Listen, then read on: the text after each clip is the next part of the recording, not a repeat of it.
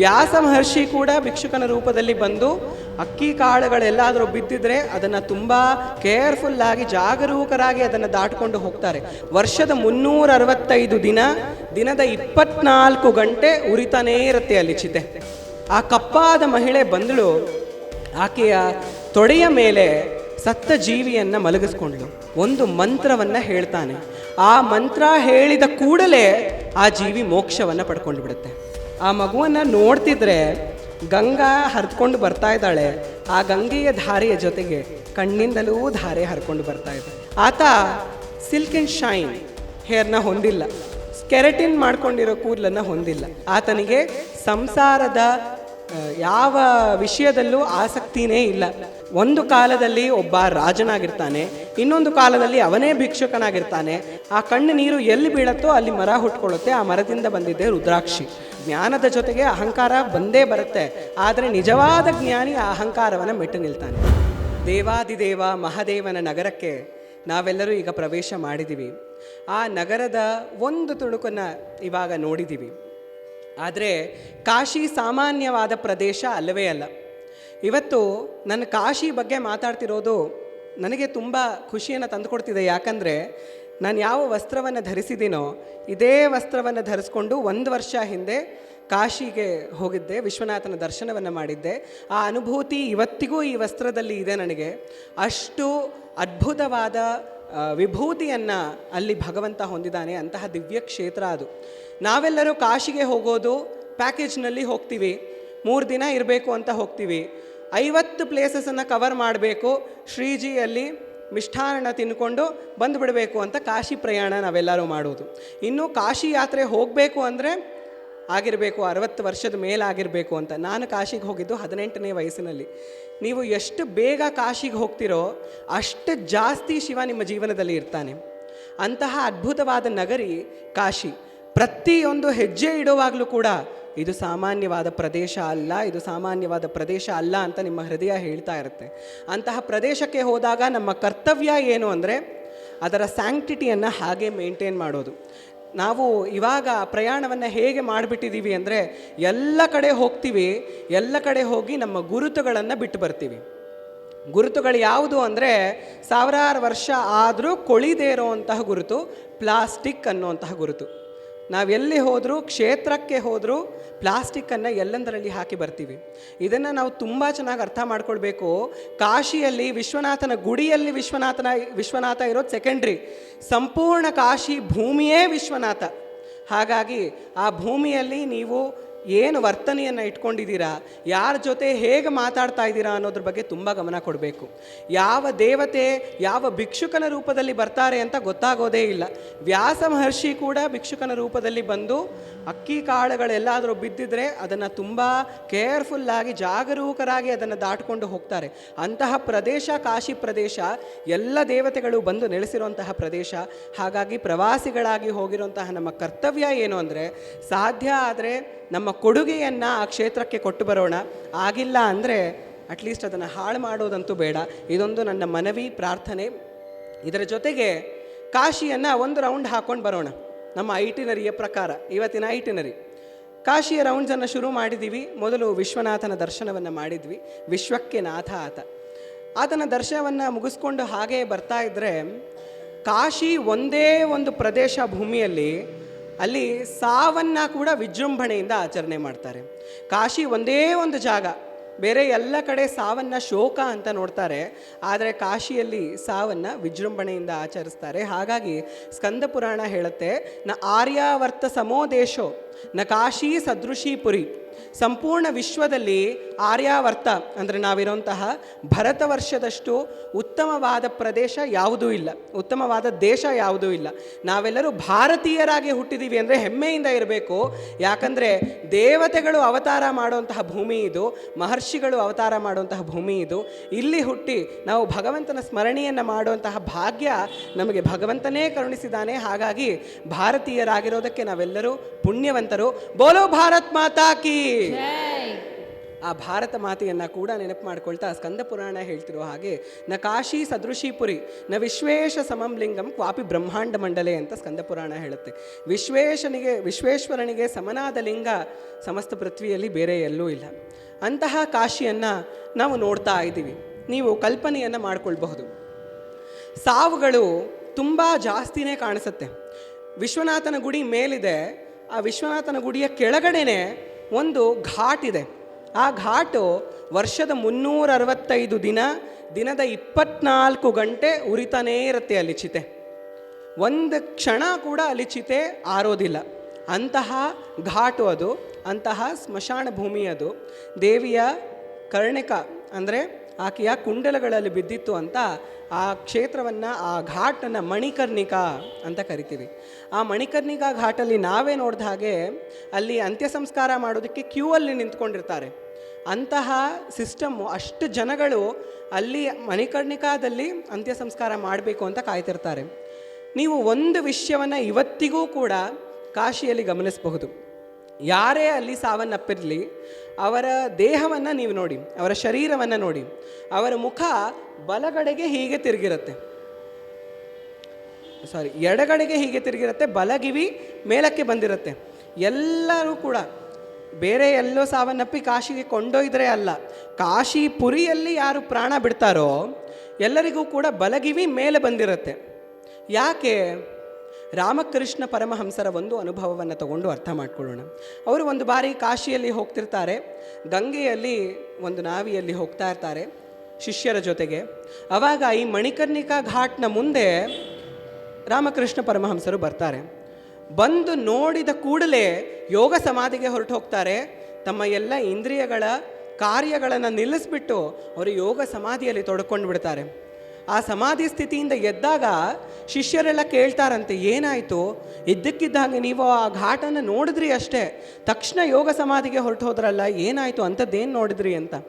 ಆವಾಗ ರಾಮಕೃಷ್ಣ ಪರಮಹಂಸರು ಹೇಳ್ತಾರಂತೆ, ಇಲ್ಲಿ ಒಬ್ಬ ಜೀವಿ ಮರಣವನ್ನು ಹೊಂದಿದ, ಸಾವನ್ನು ಅಪ್ಪಿದ. ಆ ಜೀವಿಯ ಮರಣದ ತಕ್ಷಣವೇ ಮಂದಿರದಿಂದ ಒಬ್ಬಳು ಮಹಿಳೆ ನಡ್ಕೊಂಡು ಬಂದಳು. ಆ ಮಹಿಳೆ ನೋಡೋದಕ್ಕೆ ತುಂಬ ಕಪ್ಪಾಗಿದ್ಲು. ಆ ಕಪ್ಪಾದ ಮಹಿಳೆ ಬಂದಳು, ಆಕೆಯ ತೊಡೆಯ ಮೇಲೆ ಸತ್ತ ಜೀವಿಯನ್ನು ಮಲಗಿಸ್ಕೊಂಡ್ಳು. ಸತ್ತ ಜೀವಿಯನ್ನು ಮಲಗಿಸ್ಕೊಂಡು ಆಕೆಯ ಸೆರಗಿನಿಂದ ಆತನಿಗೆ ಗಾಳಿಯನ್ನು ಬೀಸ್ತಾ ಇದ್ದಾಳೆ. ಆಕೆ ಗಾಳಿಯನ್ನು ಬೀಸ್ತಿರೋವಾಗ ಅಲ್ಲಿ ಲಿಂಗದಿಂದ ಸಾಕ್ಷಾತ್ ವಿಶ್ವೇಶ್ವರ ಎದ್ದು ಬರ್ತಾನೆ. ಈಕೆ ಘನಶ್ಯಾಮ ಸುಂದರಿ, ಈಕೆ ಶ್ಯಾಮ ಸಹೋದರಿ. ಆಕೆ ಹಾಗಿದ್ರೆ ಆತ ಕರ್ಪೂರ ಗೌರಂ ಕರುಣಾವತಾರಂ ಸಂಸಾರ ಸಾರಂ ಭುಜಗೇಂದ್ರಹಾರಂ ಸದಾ ವಸಂತಂ ಹೃದಯಾರವಿಂದೇ ಭವಂ ಭವಾನಿ ಸಹಿತಂ ನಮಾಮಿ. ಬೋಲೋ ಭವಂ ಭವಾನಿಗೆ ಆ ಶಿವ ಶಂಕರ ಜೊತೆಗೆ ಜಗನ್ಮಾತೆ ಇಬ್ಬರು ಬಂದಿದ್ದಾರೆ. ಜಗನ್ಮಾತೆಯ ತೊಡೆಯ ಮೇಲಿರುವಂತಹ ಜೀವಿಯನ್ನು ಶಿವ ಕೆನ್ನೆಯನ್ನು ಹಿಡಿದು ಹೀಗೆ ಅದರ ಮುಖವನ್ನು ಸರಿಸ್ತಾನೆ. ಮುಖವನ್ನು ಸರಿಸಿ ಬಲಗಿವಿಯನ್ನು ಮೇಲು ಮಾಡಿ ಒಂದು ಮಂತ್ರವನ್ನು ಹೇಳ್ತಾನೆ. ಆ ಮಂತ್ರ ಹೇಳಿದ ಕೂಡಲೇ ಆ ಜೀವಿ ಮೋಕ್ಷವನ್ನು ಪಡ್ಕೊಂಡು ಬಿಡುತ್ತೆ. ಎಂತಹ ಮಂತ್ರ ಇರಬಹುದದು! ಒಂದು ಮಂತ್ರದ ಮಾತ್ರದಿಂದ ಆ ಜೀವಿ ಜನನ ಮರಣ ಅನ್ನೋ ಚಕ್ರದಿಂದ ಮುಕ್ತಿಯನ್ನು ಪಡ್ಕೊಂಡು ಬಿಡುತ್ತೆ. ಏನು ಆ ಮಂತ್ರ ಅಂದರೆ, ನಮ್ಮ ಶಾಸ್ತ್ರಗಳು ಹೇಳೋದು ಅದನ್ನು ತಾರಕ ಮಂತ್ರ ಅಂತ ಕರೀತಾರೆ. ನಿಜವಾದ ತಾರಕ ಮಂತ್ರ ಯಾವುದು ಅಂತ ಯಾರಿಗೂ ಗೊತ್ತಿಲ್ಲ. ಭವಾನಿ ಶಂಕರರಿಗೆ ಗೊತ್ತು, ಯಾವ ಜೀವಿ ಅದನ್ನು ಕೇಳಿಸ್ಕೊಳ್ತಾರೋ ಅವರಿಗೆ ಗೊತ್ತು, ಹೊರತು ಬೇರೆ ಯಾರಿಗೂ ಗೊತ್ತಿಲ್ಲ. ಆದರೆ ಋಷಿಗಳೆಲ್ಲ, ನಮ್ಮ ಮಹಾನ್ ಋಷಿಗಳು ನಮಗೂ ಒಂದು ತಾರಕ ಮಂತ್ರವನ್ನು ಕೊಟ್ಟಿದ್ದಾರೆ. ಆ ತಾರಕ ಮಂತ್ರದ ಥರಾನೇ ಮೂಲ ತಾರಕ ಮಂತ್ರ ಇದೆ ಅಂತ ನಮಗೆಲ್ರಿಗೂ ಹೇಳ್ಕೊಟ್ಟಿದ್ದಾರೆ. ನಾನು ಇವಾಗ ಆ ತಾರಕ ಮಂತ್ರವನ್ನು ನಿಮ್ಮೆಲ್ರಿಗೂ ಹೇಳ್ತೀನಿ, ಆದರೆ ಒಂದು ಕಂಡೀಷನ್ ಮೇಲೆ. ನಾನು ಹೇಳಿದ ಮೇಲೆ ನೀವೆಲ್ಲರೂ ಕೂಡ ಅದನ್ನು ರಿಪೀಟ್ ಮಾಡಬೇಕು. ನಿಮ್ಮ ಸಂಪೂರ್ಣ ಶಕ್ತಿಯನ್ನು ಹಾಕಿ ಭಕ್ತಿ ಶ್ರದ್ಧೆಗಳಿಂದ ಆ ತಾರಕ ಮಂತ್ರವನ್ನು ರಿಪೀಟ್ ಮಾಡಬೇಕು. ರೆಡಿನಾ? ರೆಡಿ ಇದ್ದರೆ ಒಂದು ಬಾರಿ ಬೋಲೋ ಹರ ಹರ ಮಹಾದೇವ್, ಹರ ಹರ ಮಹಾದೇವ್. ಆ ಮಂತ್ರ ಯಾವುದು ಅಂದರೆ, ಶ್ರೀರಾಮ್ ಜಯ ರಾಮ್ ಜಯ ಜಯ ರಾಮ್. ಶ್ರೀರಾಮ್ ಜಯ ರಾಮ್ ಸಾಕಾಗಲ್ಲ. ಶ್ರೀರಾಮ್ ಜಯ ರಾಮ್ ಜಯ ಜಯ ರಾಮ್. ಶ್ರೀರಾಮ್ ಜಯ ರಾಮ್ ಜಯ ಜಯ ರಾಮ್. ಶ್ರೀರಾಮ್ ಜಯ ರಾಮ್ ಜಯ ಜಯ ರಾಮ್. ಶ್ರೀರಾಮ್ ಜಯ ರಾಮ್ ಜಯ ಜಯ ರಾಮ್. ಶ್ರೀರಾಮ್ ಜಯ ರಾಮ್ ಜಯ ಜಯ ರಾಮ್. ಶ್ರೀರಾಮ್ ಜಯ ರಾಮ್ ಜಯ ಜಯ ರಾಮ್. ಶ್ರೀರಾಮ್ ಜಯ ರಾಮ್ ಜಯ ಜಯ ರಾಮ್. ಶ್ರೀರಾಮ್ ಜಯ ರಾಮ್ ಜಯ ಜಯ ರಾಮ್. ಶ್ರೀರಾಮ್ ಜಯ ರಾಮ್ ಜಯ ಜಯ ರಾಮ್. ಶ್ರೀರಾಮ್ ಜಯ ರಾಮ್ ಜಯ ಜಯ ರಾಮ್. ಶ್ರೀರಾಮ್ ಜಯ ರಾಮ್ ಜಯ ಜಯ ರಾಮ್. ಶ್ರೀರಾಮ್ ಜಯ ರಾಮ್ ಜಯ ಜಯ ರಾಮ್. ಶ್ರೀರಾಮ್ ಜಯ ರಾಮ್ ಜಯ ಜಯ ರಾಮ್. ಶ್ರೀರಾಮ್ ಶ್ರೀರಾಮ್ ಜಯ ಜಯ ರಾಮ್. ಶ್ರೀರಾಮ್ ಜಯ ರಾಮ್ ಜಯ ಜಯ ರಾಮ್. ಶ್ರೀರಾಮ್ ಜಯ ರಾಮ್ ಜಯ ಜಯ ರಾಮ್. ಶ್ರೀರಾಮ್ ಜಯ ರಾಮ್ ಜಯ ಜಯ ರಾಮ್. ಶ್ರೀರಾಮ್ ಜಯ ರಾಮ್ ಜಯ ಜಯ ರಾಮ್. ಶ್ರೀರಾಮ್ ಜಯ ರಾಮ್ ಜಯ ಜಯ ರಾಮ್. ಶ್ರೀರಾಮ್ ಜಯ ರಾಮ್ ಜಯ ಜಯ ರಾಮ್. ಶ್ರೀರಾಮ್ ಜಯ ರಾಮ್ ಜಯ ಜಯ ರಾಮ್. ಶ್ರೀರಾಮ್ ಜಯ ರಾಮ್ ಜಯ ಜಯ ರಾಮ್. ಶ್ರೀರಾಮ್ ಜಯ ರಾಮ್ ಜಯ ಜಯ ರಾಮ್. ಶ್ರೀರಾಮ್ ಜಯ ರಾಮ್ ಜಯ ಜಯ ರಾಮ್. ಶ್ರೀರಾಮ್ ಜಯ ರಾಮ್ ಜಯ ಜಯ ರಾಮ್. ಶ್ರೀರಾಮ್ ಜಯ ರಾಮ್ ಜಯ ಜಯ ರಾಮ್. बोलो श्रीराम जय राम जय जय राम. ಶ್ರೀರಾಮ್ ಜಯ ರಾಮ್ ಜಯ ಜಯ ರಾಮ್. श्रीराम जय राम जय जय राम. ಶ್ರೀರಾಮ್ ಜಯ ರಾಮ್ ಜಯ ಜಯ ರಾಮ್. श्रीराम जय राम जय जय राम. ಶ್ರೀರಾಮ್ ಜಯ ರಾಮ್ ಜಯ ಜಯ ರಾಮ್. बोलो सियावर रामचंद्र के पवन पुत्र हनुमान के जय जय श्री राम जय जय श्री राम जय जय श्री राम. ಜಯ ಜಯ ಶ್ರೀರಾಮ್. ಶನಿವಾರ ಪ್ರವಚನವನ್ನು ಮಾಡ್ತಾ ರಾಮನಾಮವನ್ನು ತಗೊಳ್ದೇ ಇದ್ರೆ ಹಿಡ್ಸತ್ತ. ಯಾಕಂದರೆ ಯತ್ರ ಯತ್ರ ರಘುನಾಥ ಕೀರ್ತನಂ ತತ್ರ ತತ್ರ ಕೃತಮಸ್ತಕಾಂಜಲಿಂ. ಯಾರ ವಾರ ಇವತ್ತು? ಹನುಮಾನ ವಾರ. ಹಾಗಾಗಿ ಆತನಿಗೋಸ್ಕರ, ಆತನ ಸಂತುಷ್ಟಿಗೋಸ್ಕರ ರಾಮನಾಮವನ್ನು ಪಡ್ಕೊಂಡ್ವಿ. ಆತನ ಕೃಪೆಯಿಂದಲೇ ನಾವೆಲ್ಲರೂ ಇವತ್ತು ಸೇರಿರೋದು. ನಾನು ಕಥಾ ವಾಚನವನ್ನು ಮಾಡ್ತಾ ಇದ್ದೀನಿ. ನೀವೆಲ್ಲ ಏನು ಮಾಡ್ತಾ ಇದ್ದೀರಾ? ಶ್ರವಣವನ್ನು ಮಾಡ್ತಾ ಇದ್ದೀರಾ, ಕಥಾ ಶ್ರವಣವನ್ನು ಮಾಡ್ತಾ ಇದ್ದೀರಾ. ಅದಕ್ಕೆ ದಾಸರು ಬರೀತಾರೆ, ಶ್ರವಣವಿ ಮೊದಲಾದ ನವವಿಧ ಭಕುತಿಯ ತವಕದಿಂದಲೇ ಕೊಡು ಕವಿ ಜನಪ್ರಿಯ ಪವಮಾನ ಪವಮಾನ ಪವಮಾನ ಜಗದ ಪ್ರಾಣ ಸಂಕರುಷಣ ಭವ ಭಯಾರಣ್ಯ ದಹನಾ ದಹನಾ. ಆ ಪವಮಾನನಿಂದಲೇ ನಾವಿವತ್ತು ಶ್ರವಣವನ್ನು ಮಾಡೋದಕ್ಕೆ ಸಾಧ್ಯ ಆಗ್ತಿರೋದು. ಹಾಗಾಗಿ ಆತನಿಗೆ ನಮ್ಮ ನಮಸ್ಕಾರವನ್ನು ಸಲ್ಲಿಸೋಣ. ಕಾಶಿಯಲ್ಲಿ ಆತ ಕೂಡ ತುಳಸಿದಾಸರಿಗೆ ಅದ್ಭುತವಾಗಿ ದರ್ಶನವನ್ನು ಕೊಟ್ಟಂತಹ ಕ್ಷೇತ್ರ. ಇವತ್ತಿಗೂ ಕಾಶಿಯಲ್ಲಿ ಒಂದು ಮಂದಿರ ಇದೆ. ಯಾಕೆ ನಾವು ರಾಮನಾಮದಿಂದ ಶುರು ಮಾಡಿದ್ವಿ ಅಂದರೆ, ಇವಾಗಷ್ಟೇ ನಿಮ್ಮೆಲ್ಲರಿಗೂ ಗೊತ್ತಾದ ಹಾಗೆ ರಾಮ ತಾರಕ ನಾಮ. ಅಂದರೆ ತುಳಸಿದಾಸರು ಎಷ್ಟು ಚೆನ್ನಾಗಿ ಬರೀತಾರೆ ಅಂದರೆ, ಹೇ ರಾಮ, ನಿನಗಿಂತ ನಿನ್ನ ನಾಮವೇ ಹೆಚ್ಚು ಪ್ರಾಬಲ್ಯವನ್ನು ಹೊಂದಿದೆ. ಯಾಕೆ ಗೊತ್ತಾ? ರಾಮ ಯಾವ ಕ್ಷೇತ್ರಕ್ಕೆ ರಾಜ ಆಗಿದ್ದ? ಏನ್ರಿ ಇದು, ಮೊನ್ನೆ ತಾನೇ ಪ್ರಾಣ ಪ್ರತಿಷ್ಠಾಪನೆ ಆಗಿದೆ. ಯಾವ ಕ್ಷೇತ್ರಕ್ಕೆ ರಾಮ ರಾಜ?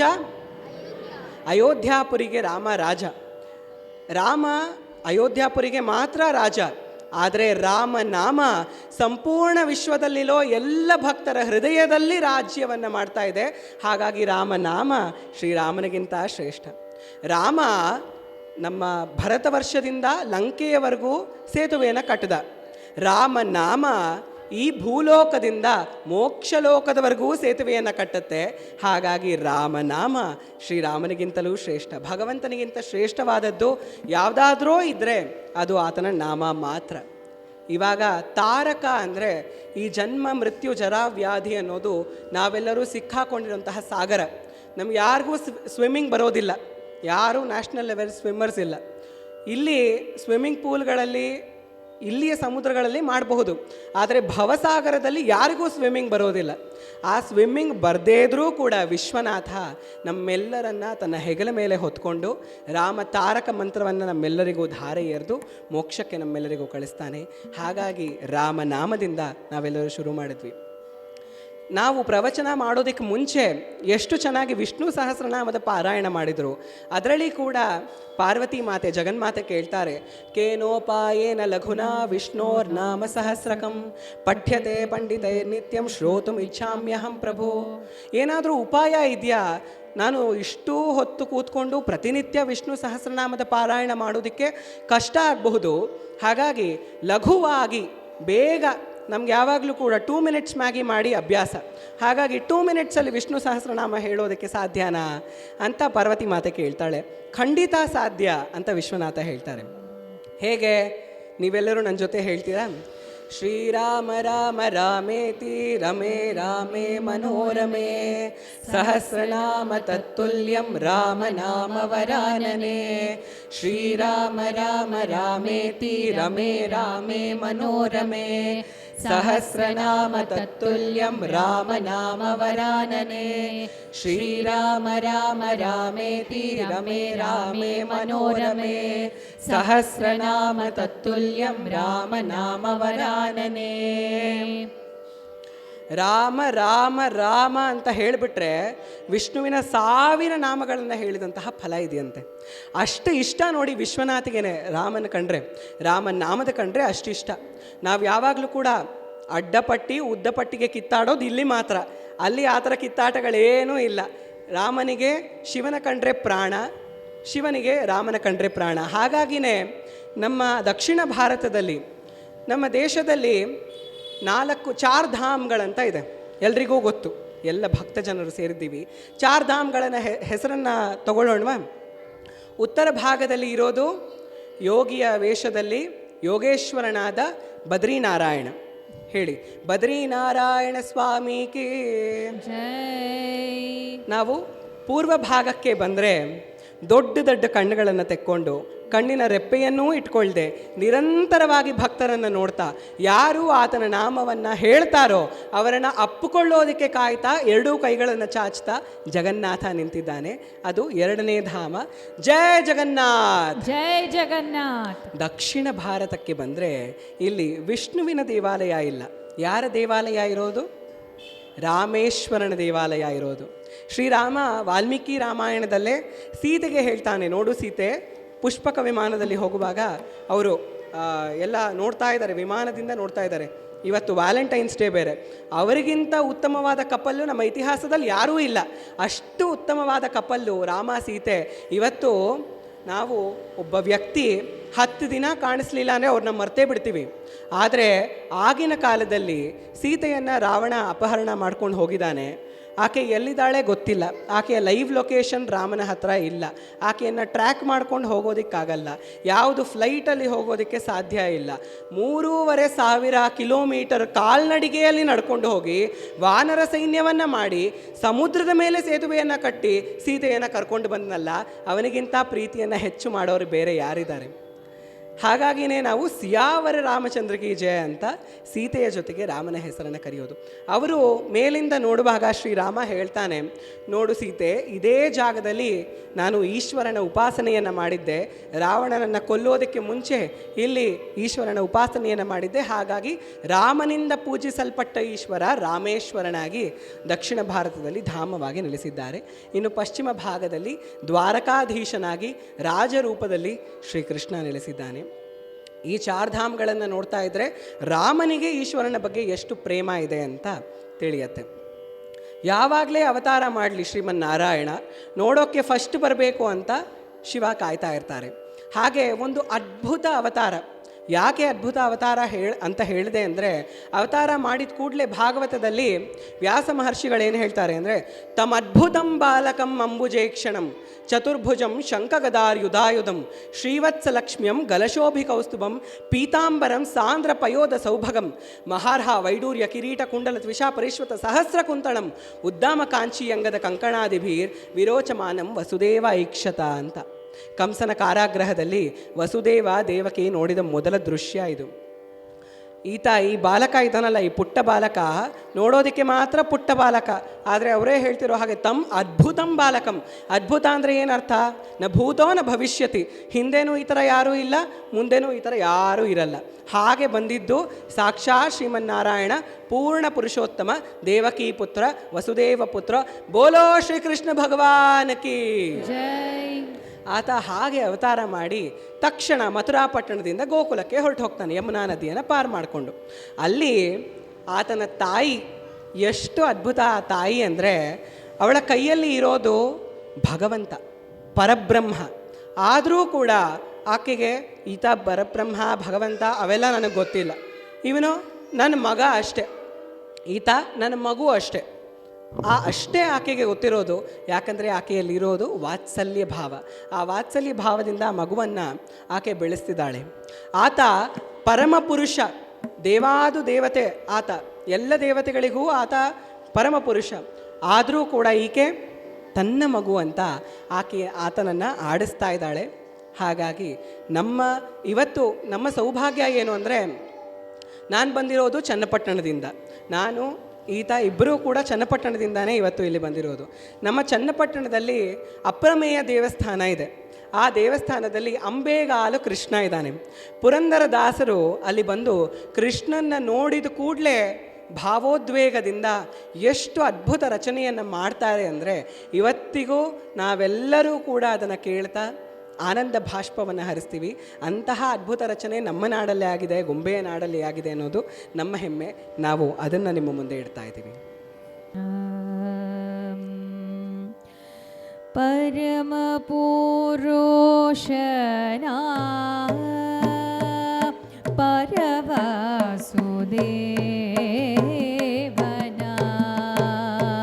ಪರಮ ಪುರುಷನ ಪರವಾಸುದೇವನ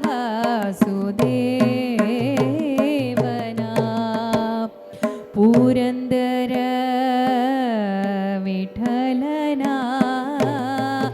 ಆಡಿಸಿದಳ ಶೋಧ. ಪುರಂದರ ವಿಠಲನ ಆಡಿಸಿದಳ ಶೋಧ.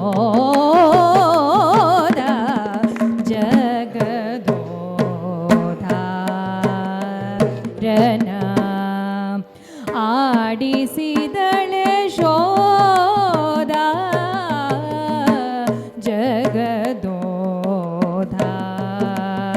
ಜಗದೋಧಾರನ ಆಡಿಸಿದಳ ಶೋಧ.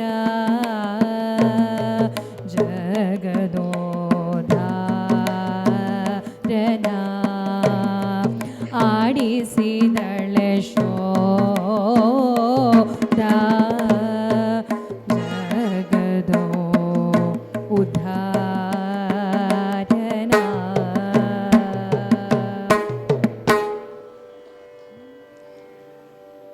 ಜಗದೋದ್ಧಾರ, ನಿಗಮೋದ್ಧಾರ, ಆದರೂ ನವನೀತ ಚೋರ. ಆತ ನಿಗಮ ಆಗಮ ಶಾಸ್ತ್ರಗಳನ್ನು ಉದ್ಧಾರ ಮಾಡಿದವನು, ಜಗತ್ತನ್ನೇ ಉದ್ಧಾರ ಮಾಡಿದವನು, ಆದರೂ ನವನೀತವನ್ನು ಕದ್ದವನು. ಆ ನಿಗಮೋದ್ಧಾರ ನವನೀತ ಚೋರನ ಅವತಾರ ಆಗಿದೆ. ಆತನ ಅವತಾರದ ಸುದ್ದಿ ನಮ್ಮ ಕೈಲಾಸ ಪರ್ವತದಲ್ಲಿ ಕೂತಿರುವಂತಹ ಆದಿಯೋಗಿಗೆ ಬಂದು ಮುಟ್ಟಿದೆ. ಆತ ತುಂಬ ಬೇಗ ಹೋಗಿ ನೋಡಬೇಕು ಅಂತ ಹಾಗೆಯೇ ಬಂದುಬಿಡ್ತಾನೆ. ಬಂದು ಬಾಗಿಲಿನಲ್ಲಿ ಡಮರುಗದ ಸದ್ದನ್ನು ಮಾಡ್ತಾ ಇದ್ದಾನೆ.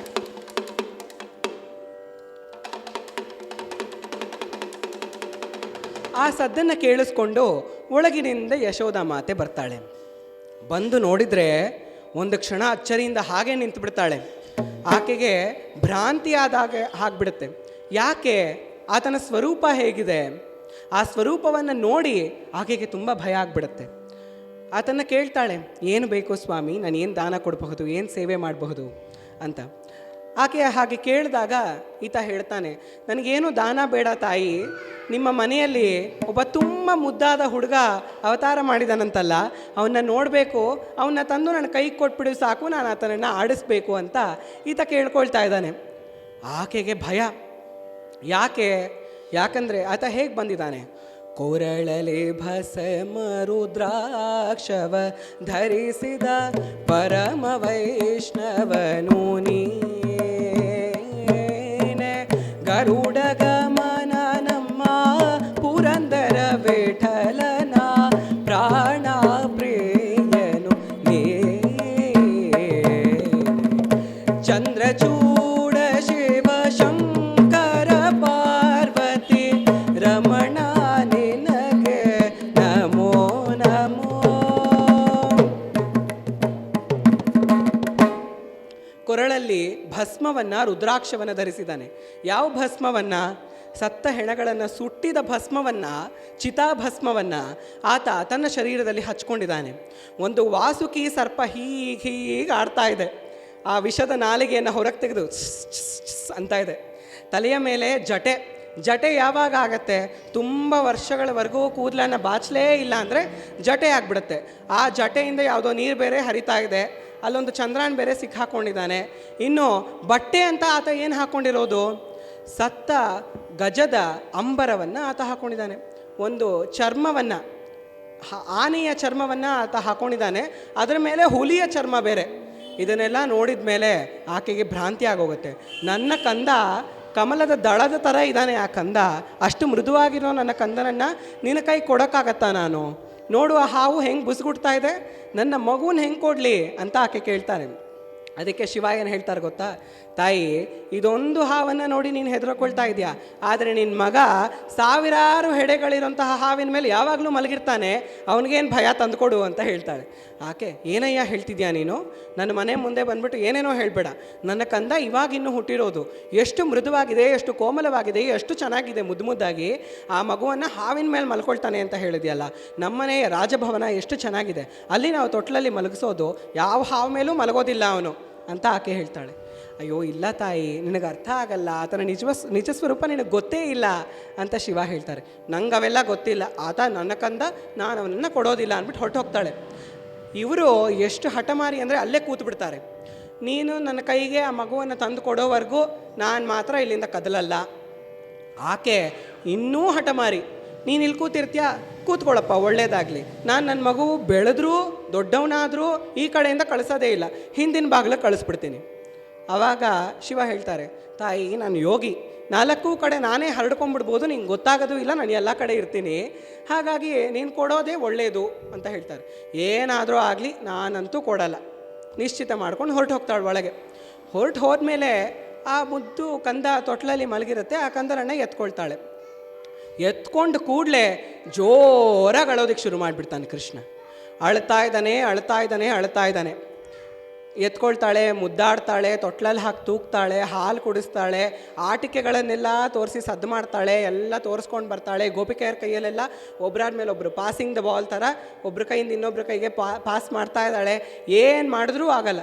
ತಾಯಂದರು ಎಲ್ರಿಗೂ ಗೊತ್ತಿರತ್ತಿಲ್ಲ, ಒಂದು ಬಾರಿ ಮಗು ಅಳೋದಕ್ಕೆ ಶುರು ಮಾಡಿದರೆ ಅದಕ್ಕೇನು ಬೇಕೋ ಅದು ಆಗೋವರೆಗೂ ಮಗು ಅಳೋದು ನಿಲ್ಲಿಸಲ್ಲ. ಅದೇ ಥರ ಈ ಮಗು ಅಂತೂ ಇನ್ನೂ ಪರಮಪುರುಷ, ಈ ಮಗು ಇನ್ನೂ ಕೇಳಬೇಕಾ? ಅಳ್ತಾನೇ ಇದೆ. ಆಕೆ ಗೊತ್ತಾಗ್ತಾನೆ ಇಲ್ಲ, ಏನು ಮಾಡೋದು, ಏನು ಮಾಡಿದ್ರೂ ಸುಮ್ಮನಾಗ್ತಿಲ್ವಲ್ಲ ಇವನು ಅಂತ.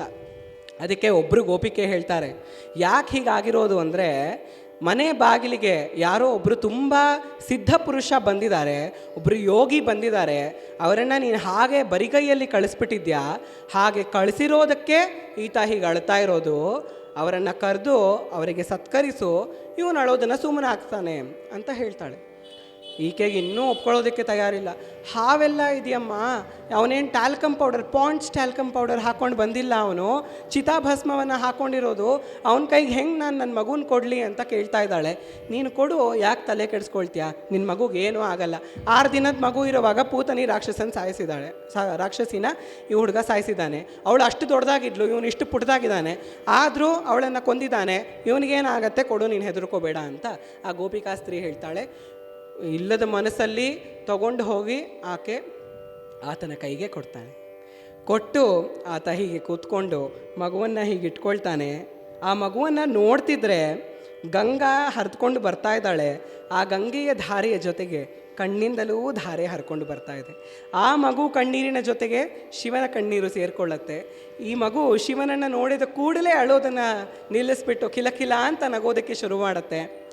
ಹಾಗೆ ಶಿವ ಅಷ್ಟು ಆನಂದದಲ್ಲಿ ಆ ಮಗುವನ್ನು ನೋಡ್ತಾ ಎತ್ತಾಡ್ತಾ ಮುದ್ದಾಡಿಸ್ತಾ ಜೋ ಜೋ ಜೋ ಕೃಷ್ಣ ಪರಮಾನಂದ ಜೋ ಜೋ ಗೋಪಿಯ ಕಂದ ಮುಕುಂದ ಜೋ ಜೋ ಜೋ ಜೋ ಹಾಗೆ ಶಿವ ಆ ಲಾಲಿಯನ್ನು ಹಾಡ್ತಾರೆ. ತಕ್ಷಣ ಕೃಷ್ಣ ನಿದ್ದೆಗೆ ಜಾರ್ತಾನೆ. ಈ ಹಾಡು ನನಗೆ ಮನಸ್ಸಿಗೆ ತುಂಬ ಹತ್ತಿರ. ಯಾಕಂದರೆ ನಮ್ಮ ತಾಯಿ ಇಲ್ಲೇ ಕೂತಿದ್ದಾರೆ. ನಾನು ಚಿಕ್ಕ ವಯಸ್ಸಲ್ಲಿ ಯಾವಾಗ ಈ ಥರ ಅಳೋದಕ್ಕೆ ಶುರು ಮಾಡ್ತಿದ್ನೋ ಅವ್ರು ಈ ಹಾಡನ್ನು ಹಾಡ್ಬಿಡೋರು. ನಾನು ತಕ್ಷಣ ಸುಮ್ಮನಾಗ್ಬಿಡ್ತಿದ್ದೆ. ಅದೇ ಹಾಡನ್ನು ಕೃಷ್ಣ ಕೂಡ ಕೇಳಿಸ್ಕೊಂಡು ಆರಾಮಾಗಿ ಮಲಗಿ ನಿದ್ರೆ ಮಾಡ್ತಾನೆ. ಆ ಕೈಗಳಲ್ಲಿ ಅಷ್ಟು ಆನಂದದಿಂದ ಅವರಿಬ್ಬರು ಹಾಗಿರ್ತಾರೆ. ನಾವಿವಾಗ ಶಿವನ ಆ ವೇಷವನ್ನು ಮೇಲಿಂದ ನೋಡಿದ್ವಿ ಅಷ್ಟೇ, ಆದರೆ ಅದರ ತಾತ್ಪರ್ಯವನ್ನು ತಿಳ್ಕೊಳ್ಳೇ ಇಲ್ಲ. ಏನು ಶಿವನ ವೇಷದ ತಾತ್ಪರ್ಯ ಮೇಲಿಂದ ಕೆಳಗವರೆಗೂ ನೋಡಿಕೊಂಡು ಬರೋಣ. ಆತ ಸಿಲ್ಕ್ ಆ್ಯಂಡ್ ಶೈನ್ ಹೇರ್ನ ಹೊಂದಿಲ್ಲ, ಸ್ಕೆರೆಟಿನ್ ಮಾಡ್ಕೊಂಡಿರೋ ಕೂದಲನ್ನು ಹೊಂದಿಲ್ಲ, ಜಟೆಯನ್ನು ಧಾರಣೆ ಮಾಡಿರೋದು. ಯಾಕಂದರೆ ನಾವು ಕೆರಟಿನ್ ಮಾಡಿಸ್ಕೊಳ್ಳೋದು ಹೇರ್ ಕೇರ್ ರುಟೀನ್ ಅರ್ಧ ಗಂಟೆ, hair care routine, hair wash routine ಇನ್ನರ್ಧ ಗಂಟೆ. ನಾವು ಆ ಥರ ಯಾವಾಗ ಮಾಡ್ಕೊಳ್ತೀವಿ ಅಂದರೆ ಹೊರಗಿನವರು ನಮ್ಮನ್ನು ನೋಡಿ ನಾವು ಚೆನ್ನಾಗಿದ್ದೀವಿ ಅಂತ ಅಂದ್ಕೊಳ್ಳಿ ಅಂತ. ಆದರೆ ಈತ ಯೋಗಿ, ವೈರಾಗಿ, ವಿರಕ್ತನಾದವರು. ಆತನಿಗೆ ಸಂಸಾರದ ಯಾವ ವಿಷಯದಲ್ಲೂ ಆಸಕ್ತಿನೇ ಇಲ್ಲ. ಹಾಗಾಗಿ ಆತ ತನ್ನ ಕೂದಲ ಬಗ್ಗೆನೂ ಆಸಕ್ತಿ ಕೊಟ್ಟಿಲ್ಲ. ಹಾಗಾಗಿ ಅವೆಲ್ಲ ಜಟೆಯಾಗಿದೆ.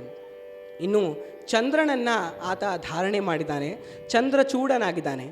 ಯಾಕೆ ಚಂದ್ರಚೂಡನಾದ ಅನ್ನೋದನ್ನು ಸ್ವಲ್ಪ ಹೊತ್ತಲ್ಲಿ ಅರ್ಥ ಮಾಡ್ಕೊಳ್ಳೋಣ. ಅಲ್ಲಿವರೆಗೂ ನೀವು ಇದನ್ನೆಲ್ಲ ನೆನಪಿಟ್ಕೊಂಡಿರಿ. ನಾನು ಇವಾಗಷ್ಟೇ ಹೇಳಿದೆ ಕೃಷ್ಣ ಆದಿಶೇಷನ ಮೇಲೆ ಮಲ್ಕೊಳ್ತಾನೆ, ಯೋಗ ನಿದ್ರೆ ಮಾಡ್ತಾನೆ ಅಂತ. ನಾನು ಇನ್ನೊಂದು ಸ್ವಲ್ಪ ಡೀಪಾಗಿ ಹೋದರೆ ನೀವೆಲ್ಲರೂ ಕೂಡ ಯೋಗ ನಿದ್ರೆಗೆ ಹೊರಟು ಹೋಗ್ತೀರ. ಹಾಗಾಗಿ ಚಂದ್ರನ ಕಥೆಯನ್ನು ಆಮೇಲೆ ನೋಡೋಣ. ಅದಾದ ನಂತರ ಆತ ತ್ರಿನೇತ್ರವನ್ನು ಹೊಂದಿದ್ದಾನೆ. ತ್ರಿನೇತ್ರದಲ್ಲಿ ಕಾಣಿಸ್ಕೊಳ್ಳೋದು ದೇವರ ಸ್ವರೂಪ ಬಹಳ ಕಡಿಮೆ. ಯಾವಾಗ ಈತ ತ್ರಿನೇತ್ರವನ್ನು ಓಪನ್ ಮಾಡ್ದ, ಹೇಗೆ ಕಾಮನನ್ನು ಭಸ್ಮ ಮಾಡ್ದ ಅನ್ನೋ ಕತೆ ನಮಗೆ ಗೊತ್ತಿದೆ. ನಾವು ಎರಡು ಕಣ್ಣುಗಳಲ್ಲಿ ನೋಡ್ತೀವಿ, ನಾವೆಲ್ಲರೂ ಕೂಡ ಎರಡು ಕಣ್ಣುಗಳಲ್ಲಿ ನೋಡ್ತೀವಿ. ಎರಡು ಕಣ್ಣು ಎರಡೆರಡು ಥರ ನೋಡುತ್ತೆ, ದ್ವಂದ್ವವನ್ನು ನೋಡುತ್ತೆ. ಆ ದ್ವಂದ್ವ ಈ ಜಗತ್ತಲ್ಲಿ ಸ್ವಾಭಾವಿಕವಾಗಿದೆ. ಒಳ್ಳೆಯದು ಇದೆ, ಕೆಟ್ಟದ್ದೂ ಇದೆ, ಅಂಧಕಾರನೂ ಇದೆ, ಬೆಳಕು ಇದೆ. ಹಾಗಾಗಿ ಈ ದ್ವಂದ್ವ ಅನ್ನೋದನ್ನು ನಾವು ಈ ಎರಡು ಕಣ್ಣುಗಳಿಂದ ಎರಡು ರೀತಿಯಾಗಿ ನೋಡ್ತಾನೇ ಇರ್ತೀವಿ. ಆದರೆ ಶಿವನ ತ್ರಿನೇತ್ರ ತೆರೆದಾಗ ಆ ತ್ರಿನೇತ್ರ ನೋಡೋದು ಕೇವಲ ಸತ್ಯವನ್ನು. ಆ ಸತ್ಯದ ಕಣ್ಣು ತೆರೆದ ಕೂಡಲೇ ಕಾಮ, ಕ್ರೋಧ, ಲೋಭ, ಮೋಹ, ಮದ, ಮತ್ಸರ ಎಲ್ಲ ಭಸ್ಮ ಆಗಲೇಬೇಕು. ಹಾಗಾಗಿ ಆತ ತ್ರಿನೇತ್ರಧಾರಿಯಾಗಿದ್ದಾನೆ. ಭಸ್ಮವನ್ನು ಯಾಕೆ ಧಾರಣೆ ಮಾಡಿದ್ದಾನೆ? ಜೀವನದಲ್ಲಿ ನಾವು ತುಂಬ ಹಾರಾಡ್ತೀವಿ. ನನ್ನ ಹತ್ರ 5 ಬಂಗ್ಲೋ ಇದೆ, ಒಂದು ರೋಲ್ಸ್ ರಾಯ್ಸ್ ಇದೆ ಅಂತ ನಾವು ಭಿಕ್ಷುಕರ ಮುಂದೆ ಝುಯ್ ಅಂತ ಓಡಿಸ್ಕೊಂಡು ಹೋಗೋದು, ಕೆಸರಿದ್ರೆ ಹಾರಿಸ್ಬಿಟ್ಟು ಹೋಗೋದು. ನೋಡಿ ನನ್ನ ಹತ್ರ ಇದೆ, ಅವ್ನು ನೆನ್ಪಿಟ್ಕೋಬೇಕು, ಓಹೋ ಈ ಮನುಷ್ಯನ ಹತ್ರ ರೋಲ್ಸ್ ರಾಯ್ಸ್ ಇದೆ ಅಂತ. ನಾವು ಆ ಥರ ಬದುಕ್ತಿರ್ತೀವಿ. ಇನ್ನೊಬ್ಬೊಬ್ಬರಿಗೆ ತಿನ್ನೋದಕ್ಕೆ ಕೂಡ ಕಷ್ಟ ಆಗಿರುತ್ತೆ. ಜೀವಿತಾವಧಿಯಲ್ಲಿ ಮಾತ್ರ ಅದು. ಸತ್ತ ಮೇಲೆ ರಾಜನೂ ಭಸ್ಮವೇ, ಭಿಕ್ಷುಕನೂ ಭಸ್ಮವೇ. ಹಾಗಾಗಿ ಒಂದೇ ಒಂದು ಸತ್ಯ ಜೀವನದಲ್ಲಿ ಅಂದರೆ ಅದು ಮೃತ್ಯು. ಆ ಮೃತ್ಯುವಿನ ನಂತರದ ಭಸ್ಮವನ್ನು ಧಾರಣೆ ಮಾಡ್ತಾ ಆತ ಏನು ಹೇಳ್ತಿದ್ದಾನೆ ಅಂದರೆ, ನಾನು ಕಾಲವನ್ನು ಕೂಡ ಮೀರಿದ್ದೀನಿ. ಒಂದು ಕಾಲದಲ್ಲಿ ಒಬ್ಬ ರಾಜನಾಗಿರ್ತಾನೆ, ಇನ್ನೊಂದು ಕಾಲದಲ್ಲಿ ಅವನೇ ಭಿಕ್ಷುಕನಾಗಿರ್ತಾನೆ. ಆದರೆ ಅದರಿಂದ ನನ್ನ ಮೇಲೆ ಯಾವುದೇ ರೀತಿಯ ಪರಿಣಾಮ ಆಗೋದಿಲ್ಲ. ನಾನು ಕೇವಲ ಆ ಚಿತಾಭಸ್ಮವನ್ನು ಧಾರಣೆ ಮಾಡ್ತೀನಿ. ಕಾಲವನ್ನು ಮೀರಿದ ಮಹಾಕಾಲ ನಾನು ಅಂತ ಶಿವ ಹೇಳ್ತಾರೆ. ಹಾಗಾಗಿನೇ ಉಜ್ಜಯಿನಿಪುರದಲ್ಲಿ ಮಹಾಕಾಳೇಶ್ವರನಿಗೆ ಭಸ್ಮಾರತಿ ಮಾಡ್ತಾರೆ. ಆ ಭಸ್ಮಾರತಿಯನ್ನು ನೋಡೋದಕ್ಕೆ ಸಾವಿರಾರು ಭಕ್ತರು ಹೋಗ್ತಾರೆ. ಆ ಭಸ್ಮಾರತಿ ಇದನ್ನೇ ಸೂಚಿಸುತ್ತೆ. ಜೊತೆಗೆ ಆತ ರುದ್ರಾಕ್ಷಿಯನ್ನು ಧಾರಣೆ ಮಾಡಿದ್ದಾನೆ. ರುದ್ರಾಕ್ಷಿ ಅಂದರೆ ಏನರ್ಥ? ರುದ್ರ ಅಂದರೆ ಶಿವ, ಅಕ್ಷಿ ಅಂದರೆ ಕಣ್ಣಿನಿಂದ ಬಂದಂತಹ ನೀರು ಅಂತ. ಆತ ಸಾವಿರಾರು ವರ್ಷ ತಪಸ್ಸು ಮಾಡ್ತಾನೆ. ತಪಸ್ಸು ಮಾಡಿ ಕಣ್ಣು ತೆರೆದು ನೋಡಿದಾಗ ಎಲ್ಲರೂ ಕೂಡ ತುಂಬ ದುಃಖಕರ ಸ್ಥಿತಿಯಲ್ಲಿ ಎಲ್ಲರೂ ಬದುಕ್ತಿರ್ತಾರೆ. ಹಾಗೆ ಬದುಕ್ತಿರೋರನ್ನು ನೋಡಿ ತುಂಬ ಕರುಣೆಯಿಂದ ಉಕ್ಕಿ ಬಂದು ಆತನಿಗೆ ಕಣ್ಣಲ್ಲಿ ನೀರು ಬರುತ್ತೆ. ಆ ಕಣ್ಣು ನೀರು ಎಲ್ಲಿ ಬೀಳತ್ತೋ ಅಲ್ಲಿ ಮರ ಹುಟ್ಕೊಳ್ಳುತ್ತೆ. ಆ ಮರದಿಂದ ಬಂದಿದ್ದೆ ರುದ್ರಾಕ್ಷಿ. ಅದನ್ನು ಆತ ಧಾರಣೆ ಮಾಡ್ತಾನೆ. ಕರುಣಾಮೂರ್ತಿಯಾದಂತಹ ಶಿವ ಅಂತ ಆ ರುದ್ರಾಕ್ಷಿ ದರ್ಶಿಸುತ್ತೆ. ಆತನ ಕೊರಳಲ್ಲಿ ಯಾರಿದ್ದಾರೆ? ಜೋರಾಗಿ ಹೇಳಿ, ಯಾರಿದ್ದಾರೆ? ವಾಸುಕಿ ಸರ್ಪ ಇದ್ದಾರೆ. ಆ ವಾಸುಕಿ ವಿಷ ಸರ್ಪ. ಸರ್ಪದ ವಿಷಯ ನಮ್ಮೆಲ್ರಿಗೂ ಗೊತ್ತೇ ಗೊತ್ತು. ಒಂದು ಬಾರಿ ಕಚ್ಚಿದ್ರೆ ಸಾಕು 100% ಗ್ಯಾರಂಟೀಡ್ ಮೃತ್ಯು, ನೋ ವಾರಂಟಿ, ಓನ್ಲಿ ಗ್ಯಾರಂಟಿ. ಆ ಥರ ಸರ್ಪದ ಪಾಲಿಸಿ. ಆ ಸರ್ಪದ ಪಾಲಿಸಿ ಹಾಗಿದ್ದರೂ ಕೂಡ ಶಿವ ಯಾಕೆ ಅದನ್ನು ಧಾರಣೆ ಮಾಡಿದ್ದಾರೆ? ಯಾಕಂದರೆ ಎಷ್ಟೇ ವಿಷಕಾರಿಯಾಗಿರೋ ಮನುಷ್ಯ ಆದರೂ ಆತ ಬೇಸಿಕಲಿ ಶಿವನ ಮಗನೇ. ಆತ ಪಶುಪತಿ ನಾಥನೇ. ಎಲ್ಲ ಪಶುಗಳಿಗೂ ಆತನೇ ನಾಥ. ಹಾಗಾಗಿ ನಿನ್ನ ಒಳಗೆ ಎಷ್ಟೇ ವಿಷ ಇದ್ದರೂ ನಾನು ನಿನ್ನನ್ನು ಒಪ್ಕೊಳ್ತೀನಿ. ಆ ವಿಷವನ್ನೆಲ್ಲ ನಾನೇ ತೆಗೆಸ್ಬಿಟ್ಟು ಅದನ್ನು ಅಮೃತವಾಗಿ ಮಾಡ್ತೀನಿ. ನೀನು ತಲೆ ಕೆಡಿಸ್ಕೊಳ್ಬೇಡ, ನೀನು ನನಗೆ ಶರಣಾಗೂ ಸಾಕು, ನಿನ್ನಲ್ಲಿ ವಿಷ ಇದ್ದರೂ ತೊಂದರೆ ಇಲ್ಲ ಅಂತ ಶಿವ ವಾಸುಕಿಯನ್ನು ಕಂಠದಲ್ಲಿ ಭುಜಗಾಭರಣವಾಗಿ ಆತ ಹಾಕ್ಕೊಂಡಿದ್ದಾನೆ. ಗಜಚರ್ಮಾಂಬರ ಅಂತ ನಾವು ನೋಡಿದ್ವಿ, ಗಜದ ಚರ್ಮವನ್ನು ಹಾಕ್ಕೊಂಡಿದ್ದಾನೆ ಅಂತ. ಒಂದು ಬಾರಿ ದಾರುಕ ವನಗಳಲ್ಲಿ ದಾರುಕ ಋಷಿಗಳು ಯಜ್ಞವನ್ನು ಮಾಡ್ತಿದ್ದಾರೆ. ತುಂಬ ಅದ್ಭುತವಾದ ಕಥೆ ಇದು. ಈ ಕಥೆಯಲ್ಲಿ ದಾರುಕ ವನಕ್ಕೆ ಶಿವ ಹೋಗ್ತಾರೆ. ಯಾಕೆ ಅಂದರೆ ಆ ದಾರುಕ ಋಷಿಗಳೆಲ್ಲ ಯಜ್ಞವನ್ನು ಮಾಡ್ತಿರೋರಿಗೆ ಸಿಕ್ಕಾಪಟ್ಟೆ ಅಹಂಕಾರ. ಸ್ವಲ್ಪ ತಿಳ್ಕೊಂಬಿಟ್ಟಿದ್ರೆ ಸಾಕು ಅವರಿಗೆ, ಅಯ್ಯೋ ನಾನೇ ವಿಶ್ವನಾಥ ಏನು ಲೆಕ್ಕ ನನ್ನ ಮುಂದೆ, ನನಗೇ ಎಲ್ಲ ಗೊತ್ತು, ವೇದಗಳೆಲ್ಲ ಬಾಯಿಗೆ ಬರುತ್ತೆ, ನನ್ನ ಮುಂದೆ ಇನ್ಯಾರಿದ್ದಾರೆ ಅಂತ ಅಷ್ಟು ಅಹಂಕಾರ. ಜ್ಞಾನದ ಜೊತೆಗೆ ಅಹಂಕಾರ ಬಂದೇ ಬರುತ್ತೆ. ಆದರೆ ನಿಜವಾದ ಜ್ಞಾನಿ ಆ ಅಹಂಕಾರವನ್ನು ಮೆಟ್ಟು ನಿಲ್ತಾನೆ. ವಿದ್ಯಾ ದದಾತಿ ವಿನಯಂ ವಿನಯಾದ್ಯಾತಿ ಪಾತ್ರತಾಂ. ವಿದ್ಯೆಯಿಂದ ವಿನಯತೆ ಬರಬೇಕು, ವಿನಯತೆ ನಮಗೆ ಪಾತ್ರತೆಯನ್ನು ತಂದುಕೊಡುತ್ತೆ. ಆದರೆ ಇವ್ರು ಯಾರಿಗೂ ಆ ವಿನಯತೆ ಇರಲಿಲ್ಲ, ಅಹಂಕಾರ ಇತ್ತು. ಆ ಅಹಂಕಾರ ಇದ್ದರೆ ಸಾಕು, ಮಟ್ಟ ಹಾಕೋದಕ್ಕೆ ನಾನೇ ಬರ್ತೀನಿ ಅಂತ ಶಿವ ಒಂದು ಭಿಕ್ಷುಕನ ಸ್ವರೂಪದಲ್ಲಿ ಬರ್ತಾರೆ. ದಿಗಂಬರನಾಗಿ, ದಿಕ್ಕುಗಳೇ ಆತನ ಅಂಬರ, ಬೇರೆ ಏನೂ ಅಂಬರವನ್ನು ಹಾಕ್ಕೊಂಡಿಲ್ಲ, ದಿಕ್ಕುಗಳೇ ತನ್ನ ಅಂಬರ ಅಂತ ದಿಗಂಬರನಾಗಿ ಬಂದಿದ್ದಾನೆ ಭಿಕ್ಷೆಗೆ. ಆದರೆ ಅವನೊಬ್ಬನೇ ಬಂದಿಲ್ಲ, ಅವನ ಜೊತೆ ತನ್ನ ಬೆಸ್ಟ್ ಫ್ರೆಂಡನ್ನು ಕೂಡ ಕರ್ಕೊಂಡು ಬಂದಿದ್ದಾನೆ. ಯಾರು ಆತನ ಬೆಸ್ಟ್ ಫ್ರೆಂಡು? ಇವಾಗ ತಾನೇ ನೋಡಿದ್ವಿ, ಗರುಡ ಗಮನ ನಮ್ಮ ಪುರಂದರ ವಿಠಲನ ಪ್ರಾಣ ಪ್ರಿಯನು ನೀನೆ. ಗರುಡ ಗಮನನಾದ ನಮ್ಮ ಪುರಂದರ ವಿಠಲ ಈತನಿಗೆ ಬೆಸ್ಟ್ ಫ್ರೆಂಡು. ಹಾಗಾಗಿ ಇವರಿಬ್ಬರು ಎಲ್ಲಿ ಹೋದರೂ ಒಟ್ಟಿಗೆ ಜೊತೆಯಲಿ ಜೊತೆಯಲಿ ಅಂತ ಇಬ್ಬರು ಹೋಗಿದ್ದಾರೆ. ಈತ ದಿಗಂಬರನಾದ ಭಿಕ್ಷುಕನಾಗಿ ಹೋಗಿದರೆ ಆತ ಇನ್ನೂ ಖತರ್ನಾಕು, ಮೋಹಿನಿಯ ಸ್ವರೂಪದಲ್ಲಿ ಹೊರಟು ಹೋಗಿದ್ದಾನೆ. ಮನ್ಮಥ ಕೂಡ ಮೋಹಿಸ್ಬಿಡಬೇಕು ಅಂತಹ ಸ್ವರೂಪ ಮೋಹಿನಿಯ ಸ್ವರೂಪ. ಆ ಸ್ವರೂಪದಲ್ಲಿ ಬಾ ನೀನು ಅಂತ ಹೇಳಿದ್ದಾರೆ ಶಿವ. ಹಾಗೆ ಇಬ್ಬರು ಹೋಗಿದ್ದಾರೆ. ಹೋಗಿ ಭಿಕ್ಷಾನ್ ಭವತಿ ಭಿಕ್ಷಾನ್ ಭವತು ಅಂತ ನಿಂತಿದ್ದಾರೆ ಮನೆ ಬಾಗಿಲಲ್ಲಿ. ಭಿಕ್ಷೆಯನ್ನು ತಂದುಕೊಡೋದಕ್ಕೆ ಆ ಸ್ತ್ರೀಯರೆಲ್ಲ ಬರ್ತಾರೆ. ಬಂದು ನೋಡಿ ಈತನನ್ನು ನೋಡಿ ಸ್ತಬ್ಧರಾಗ್ಬಿಡ್ತಾರೆ. ಯಾಕಂದರೆ ಕರ್ಪೂರ ಗೌರಂ ಕರುಣಾವತಾರಂ, ಆತನಷ್ಟು ಚೆನ್ನಾಗಿ ಯಾರೂ ಇಲ್ಲ ಭೂಮಿಯ ಮೇಲೆ. ಹಾಗೆ ದಿಗಂಬರನಾಗಿ ಬಂದಂತಹ ಶಿವನನ್ನು ನೋಡಿ ಎಲ್ಲ ಹೆಂಗಸರು ಕಳೆದೋಗಿದ್ದಾರೆ. ಈ ಗಂಡಸರು ಅದನ್ನು ನೋಡಿಬಿಟ್ಟು ಅಯ್ಯೋ ಏನು ಅನರ್ಥ ಇದು, ನಾವಿಲ್ಲಿ ಯಜ್ಞ ಮಾಡ್ತಾ ಕೂತಿದ್ದೀವಿ, ಇವರೆಲ್ಲ ಆ ಗಂಡಸನ್ನು ನೋಡಿ ಮೋಹಿತರಾಗ್ಬಿಟ್ಟಿದ್ದಾರಲ್ಲ ಅಂತ ಇವಾಗ ಇವರು ಅಂದ್ಕೊಳ್ತಾ ಇದ್ದಾರೆ. 2 ಸೆಕೆಂಡ್ಗೆ ಹಿಂದೆಯಿಂದ ಮೋಹಿನಿ ಬರ್ತಾಳೆ. ಇವರೆಲ್ಲರೂ ಮೋಹಿನಿಯನ್ನು ನೋಡಿ ಮೋಹಿತರಾಗ್ಬಿಟ್ಟಿದ್ದಾರೆ. ಹೆಂಗಸರೆಲ್ಲ ಶಿವನನ್ನು ನೋಡಿ ಮೋಹಿತರಾಗಿದ್ದಾರೆ, ಗಂಡಸರೆಲ್ಲ ಮೋಹಿನಿಯನ್ನು ನೋಡಿ ಮೋಹಿತರಾಗಿದ್ದಾರೆ. ಆದರೆ ಒಂದು 5 ಸೆಕೆಂಡಲ್ಲಿ ಅಬ್ಬಾ ಏನು ಮಾಡ್ತಾ ಇದ್ದೀವಿ ಅಂದ್ಬಿಟ್ಟು ತಕ್ಷಣ ಮತ್ತೆ ಆ ಹೆಂಗಸರ ಕಡೆ ನೋಡ್ತಾರೆ. ಅವರು ಮೋಹಕ್ಕೊಳಗಾಗಿದ್ದಾರೆ, ಅವ್ರಿಗೆ ಪನಿಷ್ಮೆಂಟ್ ಇಲ್ಲ, ಹೆಂಗಸರಿಗೆ ಮಾತ್ರ ಪನಿಷ್ಮೆಂಟು. ಹಾಗಾಗಿ ಅವರೆಲ್ಲ ಜೋರಾಗಿ ಬೈಯೋದಕ್ಕೆ ಶುರು ಮಾಡಿಬಿಡ್ತಾರೆ. ಆವಾಗ ಶಿವ ಹೇಳ್ತಾರೆ, ನೀವೆಲ್ಲ ಮೋಹಿನಿಯನ್ನು ನೋಡಿ ಮೋಹಿತರಾಗಿದ್ದೀರಲ್ಲ, ನೀವೇನು ಅವರಿಗೆ ಹೇಳೋದು? ನೀವು ಮೊದಲು ನಿಮ್ಮ ಅಹಂಕಾರವನ್ನು ಅಡಗಿಸಿ ಆಮೇಲೆ ಅವರಿಗೆ ಬುದ್ಧಿಯನ್ನು ಹೇಳ್ಕೊಡಿ ಅಂತ. ಇವರಿಗೆ ಸಿಕ್ಕಾಪಟ್ಟೆ ಕೋಪ ಬಂದ್ಬಿಡುತ್ತೆ. ಯಾರೋ ಭಿಕ್ಷುಕ ಮನೆ ಮುಂದೆ ಬಂದಿದ್ದಾನೆ, ಅವನು ನನಗೆ ಹೀಗೆ ಮಾತಾಡ್ತಿದ್ದಾನಲ್ಲ ಅಂತ ಎಲ್ಲ ಋಷಿಗಳು ಕೋಪಗೊಂಡುಬಿಡ್ತಾರೆ. ಆ ಯಜ್ಞಕುಂಡದಿಂದ ಅವರೆಲ್ಲ ಸಿದ್ಧಿಗಳನ್ನು ಹಾಕಿ ಮೊದಲು ಒಂದು ಹುಲಿಯನ್ನು ಕಳಿಸ್ತಾರೆ. ಆ ಹುಲಿ ಯಜ್ಞಕುಂಡದಿಂದ ಎದ್ದು ಬಂದು ಆತನ ಮೇಲೆ ಆಕ್ರಮಣ ಮಾಡುತ್ತೆ. ಆ ಹುಲಿ ಯಾವುದು?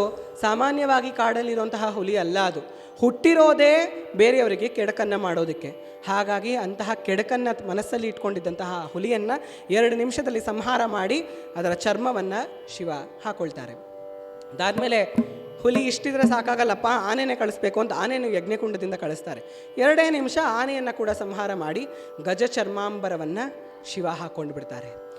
ಆ ಕಾರಣದಿಂದ ಆತ ಅಹಂಕಾರವನ್ನು ಅವರೆಲ್ಲರಲ್ಲೂ ಮುರಿತಾನೆ.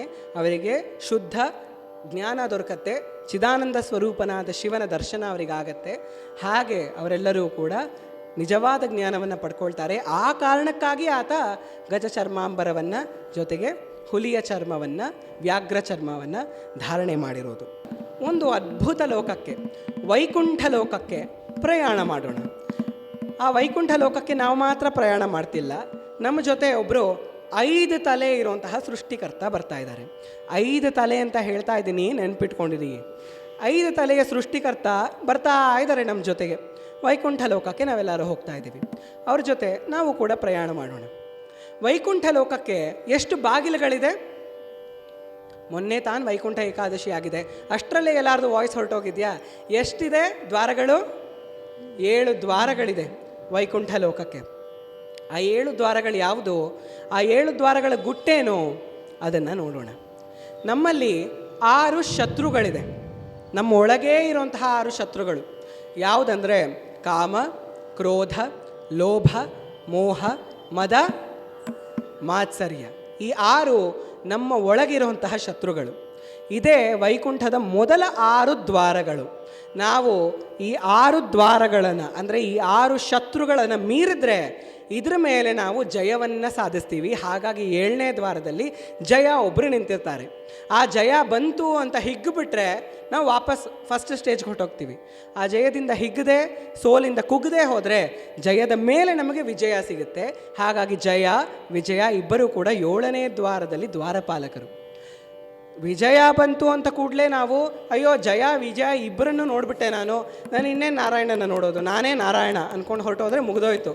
ಆದರೆ ಅದನ್ನು ತಲೆ ಮೇಲೆ ಏರಿಸ್ಕೊಳ್ದೆ ಹೋದರೆ ಕ್ಷೀರಸಾಗರದಲ್ಲಿ ಶಾಂತಾಕಾರಂ ಭುಜಗಶಯನಂ ಪದ್ಮನಾಭಂ ಸುರೇಶಂ ವಿಶ್ವಾಧಾರಂ ಗಗನಸದೃಶಂ ಮೇಘವರ್ಣಂ ಶುಭಾಂಗಂ ಲಕ್ಷ್ಮೀಕಾಂತಂ ಕಮಲನಯನಂ ಯೋಗಿ ಹೃದಯಾನಗಮ್ಯಂ ವಂದೇ ವಿಷ್ಣುಂ ಭವಭಯಹರಂ ಸರ್ವಲೋಕೈಕನಾಥಂ ಸರ್ವಲೋಕೈಕನಾಥಂ. ಎಲ್ಲ ಲೋಕಗಳಿಗೂ ನಾಥನಾದ ಕ್ಷೀರಸಾಗರದಲ್ಲಿ ಭುಜಗ ಶಯನನಾದ ನಾರಾಯಣನ ದರ್ಶನ ನಾವು ಇವಾಗ ಪಡ್ಕೊಳ್ತಾ ಇದ್ದೀವಿ. ನಿಮ್ಮೆಲ್ಲರಿಗೂ ಖುಷಿ ಆಯಿತಾ ನಾರಾಯಣನ ನೋಡಿದ್ದು? ಆದರೆ ನಮ್ಮ ಜೊತೆ ಟ್ರಾವೆಲ್ ಮಾಡ್ತಿದ್ದಾರಲ್ಲ ಅವರಿಗಂತೂ ಖುಷಿ ಇಲ್ಲ. ಅವರು ಹೋಗ್ಬಿಟ್ಟು ಏನು ಹೇಳ್ತಾರೆ ಗೊತ್ತಾ? ಓಹೋ Narayana, you are sleeping casually, taking a small nap. ನಾವೆಲ್ಲರೂ ಮಧ್ಯಾಹ್ನ ಒಂದು 2 ಅವರ್ ತೊಗೊಳ್ತೀವಲ್ಲ, ಸ್ಮಾಲ್ ನ್ಯಾಪ್ ಅಂತ ಹೇಳಿಬಿಟ್ಟು 2 ಅವರ್ ಆದರೂ ಎದ್ದೇಳಲ್ಲ. ಹಾಗೆ ಯೋಗ ನಿದ್ರೆಯಲ್ಲಿ ಮಲಗಿದ್ಯಪ್ಪ, ಒಂದು ಸ್ವಲ್ಪ ಎದ್ದೇಳು ಅಂತ ಈ ಸೃಷ್ಟಿಕರ್ತ ಹೇಳ್ತಾ ಇದ್ದಾರೆ. ಏನವ್ರ ಹೆಸರು ಇಷ್ಟೊತ್ತಿಗೆ ಆಲ್ರೆಡಿ ಗೊತ್ತಾಗಿರಬೇಕಲ್ಲ. ಏನವ್ರ ಹೆಸರು? ಸೃಷ್ಟಿಕರ್ತನ ಹೆಸರು ಬ್ರಹ್ಮ.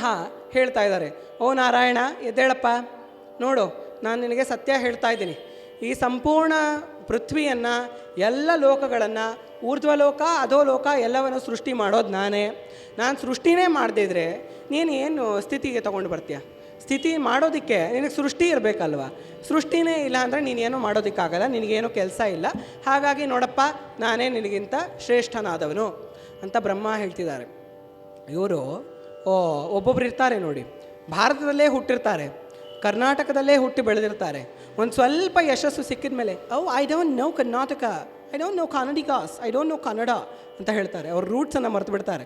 ಇವಾಗ ನಾರಾಯಣ ಇಸ್ ಸೇಯಿಂಗ್, ನೀವು ನಿಮ್ಮ ರೂಟ್ಸನ್ನು ಮರೆತುಬಿಟ್ರಾ ಸ್ವಾಮಿ? ನಿಮ್ಮ ರೂಟು ಯಾವುದು? ನಾಭಿ ಕಮಲ. ಆ ನಾಭಿ ಕಮಲ ಯಾವುದರಿಂದ ಬಂದಿರೋದು? ನನ್ನ ನಾಭಿಯಿಂದ ಬಂದಿರೋದು. ಸೃಷ್ಟಿನ ನೀನು ಸೃಷ್ಟಿ ಮಾಡಿರ್ಬೋದು, ನಿನ್ನನ್ನು ಸೃಷ್ಟಿ ಮಾಡಿರೋದು ನಾನು. ಅದೇಗೆ ನೀನು ಹೇಳ್ತೀಯಾ? ಎಲ್ಲವನ್ನು ಮರೆತುಬಿಟ್ಟಿದ್ಯಾ ಹೇಗೆ ಅಂತ. ಈತ ಯಾಕೆ ಹೀಗೆ, ಬ್ರಹ್ಮ ಯಾಕೆ ಹೀಗೆ ಮಾತಾಡ್ತಿದ್ದಾರೆ ಅಂದರೆ, ಆತ ಮಾಯಾಪತಿ. ಮಲಗಿದಾನಲ್ಲ ಅಲ್ಲಿ ಶೇಷಶಯನನಾಗಿ, ಸಾಮಾನ್ಯ ಮನುಷ್ಯ ಅಲ್ಲ, ಸಾಮಾನ್ಯ ದೇವತೆ ಅಲ್ಲ, ಮಾಯಾಪತಿ ಆತ. ಜಗನ್ಮಾಯೆಯನ್ನು ತನ್ನ ಪತ್ನಿಯಾಗಿ ಇಟ್ಕೊಂಡಿರೋನು. ಹಾಗಾಗಿ ಆತ ಮಾಯೆಯನ್ನು ಅವ್ರ ಮೇಲೆ ಬಂದ ತಕ್ಷಣ ಹಾಕಿದ್ದಾನೆ. ಆ ಮಾಯೆಗೆ ಇವರು ಒಳಗಾಗಿದ್ದಾರೆ. ಹಾಗಾಗಿ ಅವ್ರು ಈ ಥರ ಎಲ್ಲ ಮಾತಾಡ್ತಿದ್ದಾರೆ. ಏನು ಮಾಡಿದ್ರು ಬ್ರಹ್ಮ ಒಪ್ಪೋದಕ್ಕೆ ರೆಡಿ ಇಲ್ಲ. ನಾನೇ ಶ್ರೇಷ್ಠ, ನಾನೇ ಶ್ರೇಷ್ಠ, ನೀನೇನಾದ್ರು ಹೇಳ್ಕೊ. ಅವರಿಬ್ಬರ ಮಧ್ಯ ಒಂದು ಜಗಳ ಶುರುವಾಗುತ್ತೆ, ಒಂದು ಕದನ ಶುರುವಾಗುತ್ತೆ. ಕದನ ತುಂಬ ಮಟ್ಟಕ್ಕೆ ಮೇಲೆ ಆಗಿರುತ್ತೆ. ಆಗ ಅವರಿಬ್ಬರ ಮಧ್ಯ ಒಂದು ಜ್ಯೋತಿಯ ಆವಿರ್ಭಾವ ಆಗುತ್ತೆ. ಒಂದು ಜ್ಯೋತಿ ಅವರಿಬ್ಬರ ಮಧ್ಯ ಬಂದು ದರ್ಶನವನ್ನು ಎಲ್ರಿಗೂ ಕೊಡುತ್ತೆ. ಆ ಜ್ಯೋತಿಯನ್ನು ನಾವೆಲ್ಲರೂ ಕೂಡ ನೋಡೋಣ.